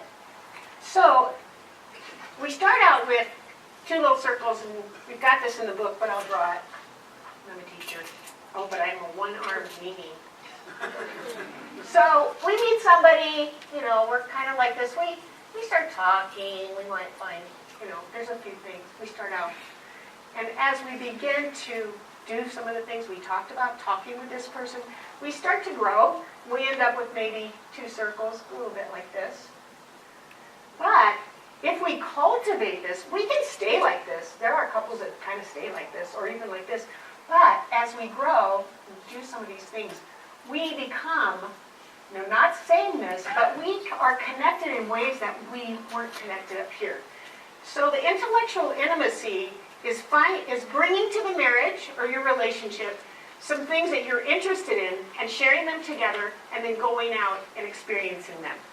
So for example, when we met, we both grew up in Southern California, 20 minutes apart, but we didn't meet each other until this Bible study. But I grew up in Southern California, and I grew up in a Dutch community where my grandfather was the pastor. He preached in Dutch. They were immigrants. And I grew up in a really diverse community, Hispanics, and just lots of diversity. And I love other cultures and diversity. And I was a Spanish minor, so I had all these interests. And then my family, my parents were really involved in church, but also in the community. My uncle was the mayor, my dad was in Rotary, lots of community things. And we ended up having a foreign exchange student come and live with us when I was in high school my senior year from Italy. Her name was Cinzia. So she lived with us for a year. She went back home. I went off to college. And then I went to Hope College in Holland, Michigan, because I'm a good Dutch girl, and all Dutch girls go to Hope College. My parents had gone there, my grandparents had gone there, but I was in California. I went there. I was so homesick for the beach. I was so homesick. My mother got ill. This is a shortened version, but I ended up coming back and transferring into where Jerry was, which was Whittier. First thing I did was I got to find a Bible study, because I knew that would be important in my life. So I come back, we meet, and I have some interest. I'm a lit major. I like music. I was involved in music. And I meet Jerry, and he has football and C.S. Lewis. And theology. And theology, right. He's in seminary. So we start to cultivate this relationship and begin to grow with knowing each other's things. So I took Jerry to a concert. She was playing on a 12-string guitar, and I was playing on a 1-string violin. That's how Together trumpet. So I love music. My mom and dad took me to a lot of concerts and plays and things like that. He didn't have that experience. My father was a dentist, so we had a little bit more means, and Jerry grew up in the southern part of LA, southern central.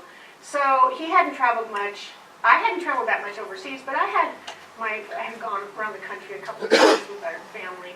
So we brought this together, and we started to find out that we needed to share these interests. So I took him to a concert, and every time we would do anything that was kind of interest to me, he would bring his flashcards for Greek and a book. And he still brings a book wherever we go. He always has a book. Disneyland, he has a book in his pocket. He has to stand in a line, he's got a book, right? So we go to this concert, and I still remember because the first concert we went to, I look over, he's reading, he's got his flashcards, and eventually he's asleep. Okay. It was probably the LA Philharmonic or something really good. It's like, wow. Then the next time we go to one, because he's like, okay, I want to keep doing this. Even though I don't know about it yet, but I'm just going to learn. So the next time we go, he's fascinated with the whole concert. I'm so excited. I'm like, okay. And it turned out that when the concert was over, he turned to me and he said, did you see the guy with the triangle in the back? He held it up for the whole concert. Didn't do one thing till the very end, and then he played it. He goes, that's a great sermon illustration. So anyway, that's just a story of the kind of things that we've had to deal with. So when I was between my sophomore and junior year in college, I told my grandfather said, I'm going to give you some money for your marriages to all the grandkids. And I looked at my grandfather, my parents, my grandfather was already gone, but my parents, I said, are you kidding? I'm not getting married. I'm going to Italy to see Cinzia. Can I have the money for that? And by the way, I want to stop in Holland, and I want to see where all my family's from. So between my sophomore and junior year, I went the whole summer by myself to Europe and got a year-well pass, and I'm pretty adventurous and independent. So I did that the whole summer. Changed my life. I was this little beach girl in California. I began to just open my mind to art and all these things, and it literally changed my life. So when I met Jerry, I had this experience, and I came back. Lots of interests, lots Yeah. of intellectual interests and Yeah. hobbies. She had a boatload of them. Yeah. And Mine was a rowboat. so we started to talk, and we got married, and we were married for a couple of years, and he was talking about C.S. Lewis and all these places, and I was a lit major, and I said, well, we should go to England. He goes, really? You could do that? Because I thought you do that when you've been married like 25 years. I go, no, we're going to go before we have kids. We got to go before we have kids. So we ended up walking one day. We went and got Churchill's History of England. Read all of Churchill's Yeah, history of we Great both Britain read it. before we went. And then we put a map, and he put things he wanted to see. C.S. Lewis, his family was from Scotland. I wanted to go see Canterbury, The Lake District. Lake District. We just put it all on a box, and he was like, really? He kept saying, really, we can do this? I go, yeah, we can do this. We can do it cheap. We really didn't have hardly any We money. saved, we read England on $5 a day. You guys are Yeah, So we went, this woman at church was a travel agent. I said, let's go right now. Let's go over to her office and find out. We walk out, we have tickets. Freddie Laker, way back when Freddie Laker, all the way from LA to London, and we got like $300 or something like that. It was really cheap. What ended up happening, though, was she brought these interests to the relationship I didn't have. I brought interest to football. And see, She had been a cheerleader, but a cheerleader who would be yelling defense, defense when the offense was going that's on. all girls could do. But she leaned into that. That's before Title IX. And later, when I was a college pastor at Wheaton College, she started teaching a class for Wheaton women who wanted to learn about football. And she'd teach them cover one, cover two defenses. She'd teach them run and shoot offense, pro style offense. She got into it. She's more into it than I am now. And the thing is, I had never traveled in my life. I thought everything east of San Bernardino, California was Atlantic seaboard. And when we went on that trip, she created a monster. Last summer, I crossed the oceans for the 140th time. I created a total monster. And then it wasn't just that, but she was reading these things. She was reading books, and they were fascinating books. And all of a sudden, it opened up doors that way. She was interested in music. I didn't know about music. It was incredible. And so we had one student who wanted to tell about Steve Morsha. Yeah, a student that went to Wheaton who was a music major, singing, and he ended up going to University of Michigan and was a music major and was in operas. And he's been to the Met. I mean, he's a professor now, but opera. Can you imagine how many people really like opera? I didn't really like opera that much, but my mother would say to me, it's the highest form of music. And I do believe that now. But we decided this guy was like, I'm going to be in some operas. We went to several of his operas. We went to every opera And he drove did from in Chicago 5 to years, Michigan. 10 in 5 years. Yeah. And we would drive to Michigan from Chicago Stay and down. read all about the opera on the 5-hour drive together. Yeah. And Read back then we'd and watch forth. the opera and then go to dinner with him afterwards, and he would be starring it. He went on to sing in the Chicago Lyric and in the Met. This guy was really good. And all of a sudden, I'm waking up to the fact that the things that she's interested in are fascinating. And you break out of the dungeon of yourself, and you end up in a bigger world. And it could be anything. I mean, for us it was those things, but it could be a sport. It could be things your children are doing. I mean, during the time our children were growing up, we were volunteering at things like that. And And I just want to say, too, there are other things you can cultivate interest in. We both had school knowledge of Shakespeare. We decided, you know what? Let's go see Shakespeare. So we'd go to Stratford, Ontario, Canada. I have to say the Canadians do it better than the Brits. We'd go every year with another couple to Stratford. Or we would go to England and see Shakespeare at Stratford, Ontario. Or if any of you have ever been to the Ashland, Oregon Shakespeare Festival in Ashland, Oregon, it's fabulous stuff. And all of a sudden, the things that we did opened up more conversation, which deepened the relationship. So we would go watch movies, but not just watch a movie. We watch a movie and make sure we have time to talk about the movie afterwards. We'll read books to each other. How many of you have read the Guernsey Potato Peel Pie Literary Society? Unbelievable book. Unbelievable book. We not only read the book and saw the movie, we went to Guernsey. So you end up, these things stretch out. They have tentacles that go into farther and farther things. She mentioned Chesterton. The world will never starve for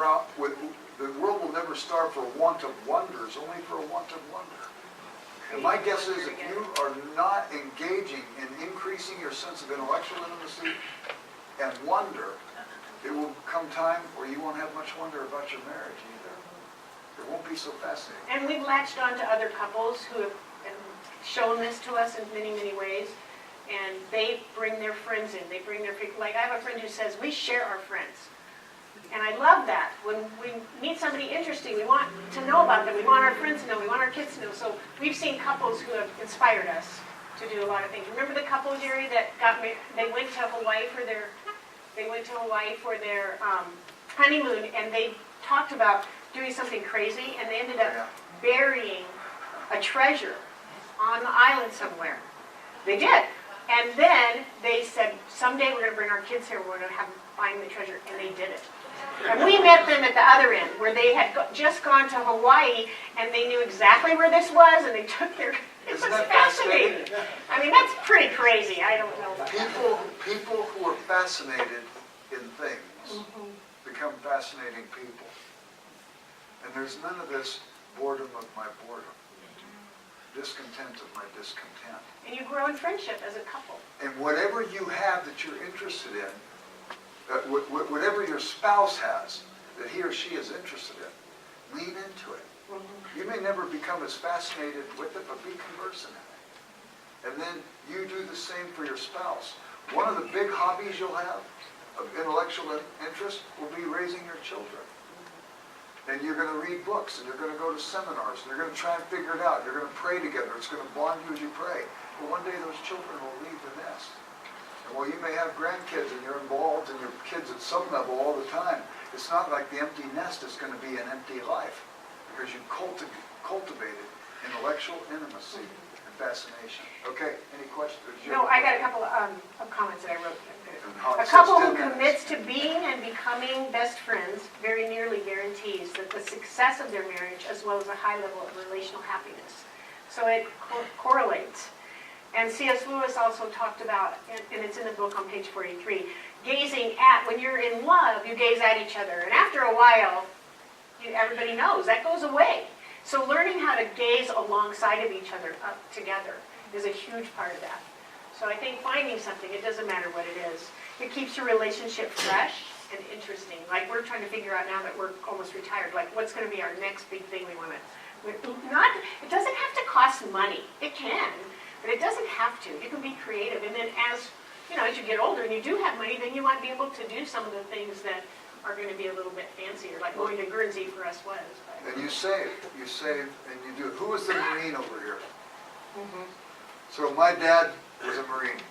He was in the first wave at Tarawa, second wave at Saipan, first wave at Tinian.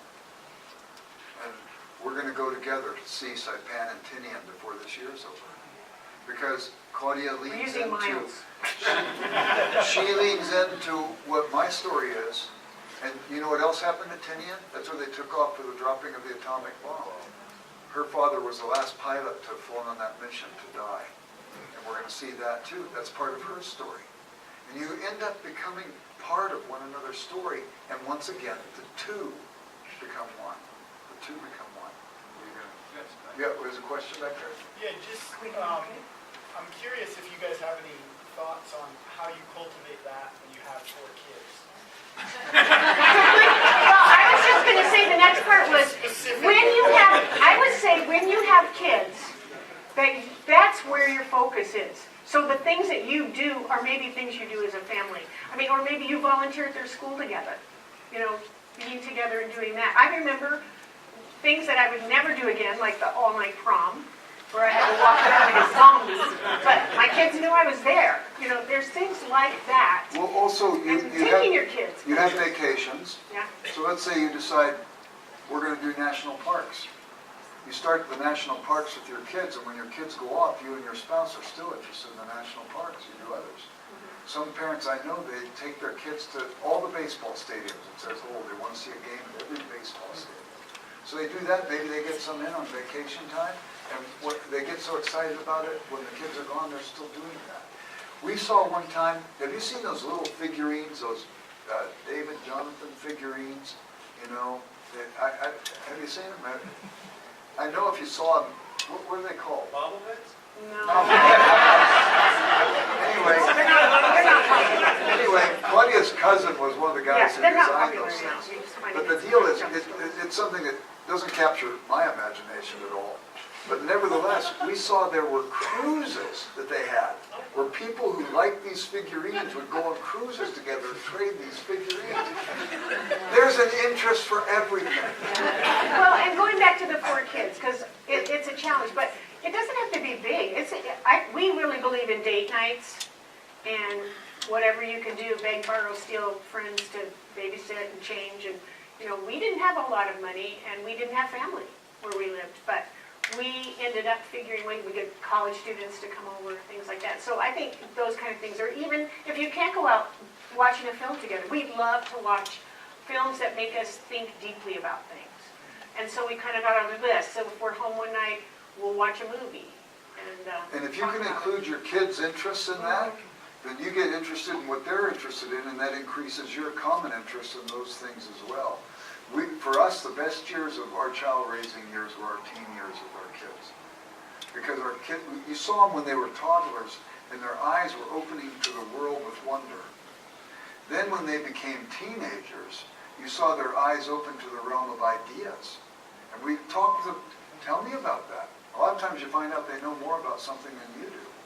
But you become fascinated in what they're fascinated in, as it becomes a corporate fascination between the two of you. Even when your kids are gone, you're still cultivating those interests. Well, and I think, too, there was some intentionality, and I think it was more on my part. Our culture, when my kids were growing up, everybody was in sports. And they were like, dinner time, they'd be like crazy. And I remember going through this period where I go, we're not even eating dinner together. This is nuts. And so we really made a commitment that we were going to have dinner as a family. And we did, and we would have conversation. And we said we want to have meaningful conversation with our kids. So that was a priority. Now, I'm not saying it happened every night, but at least we made an attempt to keep that as part of our focus. We wanted that for our family. And listen to what your children listen to. My one son said to me one time, Dad, can we go to Chaucer's bookstore at 4 o'clock on Sunday afternoon? My favorite author is going to be there. And I said, Grady, I'm embarrassed as your father that I didn't know you had a favorite author. And if he's going to be at that bookstore, Wild Horses won't keep us from that bookstore. It was Brian Jacques. He was the big deal before J.K. Rowling and the Harry Potter stuff. We get to the bookstore a half hour ahead. There are 400 kids at that bookstore. He pulls up in the limo from the airport. He's about 5'3". He goes running through that crowd of kids like an all-American running back. And he jumps up on the counter at the store and he starts talking about his newest book, The Lost Pearls of Belutra. The Lost Pearls contain the tears of all oceans. And I'm going, I'm in. And it was our kids' interests that re-sparked our own interests in some other things. Be interested, and you'll always be interesting. Yeah, we believe that. Okay? So is that You want to do questions? Okay. Questions or comments, or too late for abatements? Psychological intimacy tonight and sexual intimacy tonight. There'll be some other things. Communication also tonight. It's important. Anything? Say it again? Oh, the picture of us in the biplane? So this is one of the things. I was a youth pastor, and she was a stay-at-home mom for a long time. So the way that we would do family vacations is I would speak at something and the whole family could go. And we've still kept up with that, where I'll speak at different events. There was an arts conference on Orcas Island. You guys know what that is? The San San Juans, between Seattle, Victoria, and Vancouver. And I don't know anything about art. Claudia knows a lot about art. Matter of fact, quick aside before I tell you about the biplane. One time, she said, I said to her, she had just taken a course on Picasso. And I said to her, Picasso's an idiot. She said, really? What do you know about Picasso? Well, I didn't know jack squat about it. So she said, so the first thing we have to do is renegotiate who the idiot is here. And then see if the idiot is educable. So she took me to the Chicago Art Institute where they had a Picasso exhibit, and she explained what was going on after she had taken this course. I go, oh man, I spoke way too soon. I asserted where I had no knowledge. Later we went to Barcelona, Spain, and we went to the Picasso Museum, and it took my breath away. But I don't really know about art. I'm interested. But the artists, I speak at a lot of arts conferences because they all like C.S. Lewis. So we've been growing in this area. That's been the focus of my academic life. So we went to Orcas Island. I'm also an airplane fanatic, which connected me with her dad, who was a B-29 pilot in World War II, right away. I've always been an airplane fanatic. You're a pilot, so fascinating. So anyway, we go to Orcas Island, and I see this biplane, and you can get rides on the biplane. And I've done rides on biplanes before with one of my sons, and they were doing hammerhead stalls, and I just like virtual fear, not real fear, but virtual fear. I said, Claudia, go up with me in the biplane. She said, as long as we don't have to do hammerhead stalls. And we went up in the biplane, and she was, again, inclining toward an area of my interest. Which, I was terrified. but what about the ride afterwards? It was amazing. It was one of the most beautiful things I've ever done. So that's kept because looking again, back and it's an forth at each example other. of intellectual intimacy, and sharing common experiences. Anything else? Cool. Good? We're good, unless there's We're another. not good, but it was fun.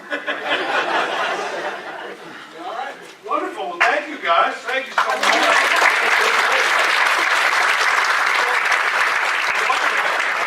Don't you want to come back tonight for more? All right. So hopefully you can come back tonight. We'll start.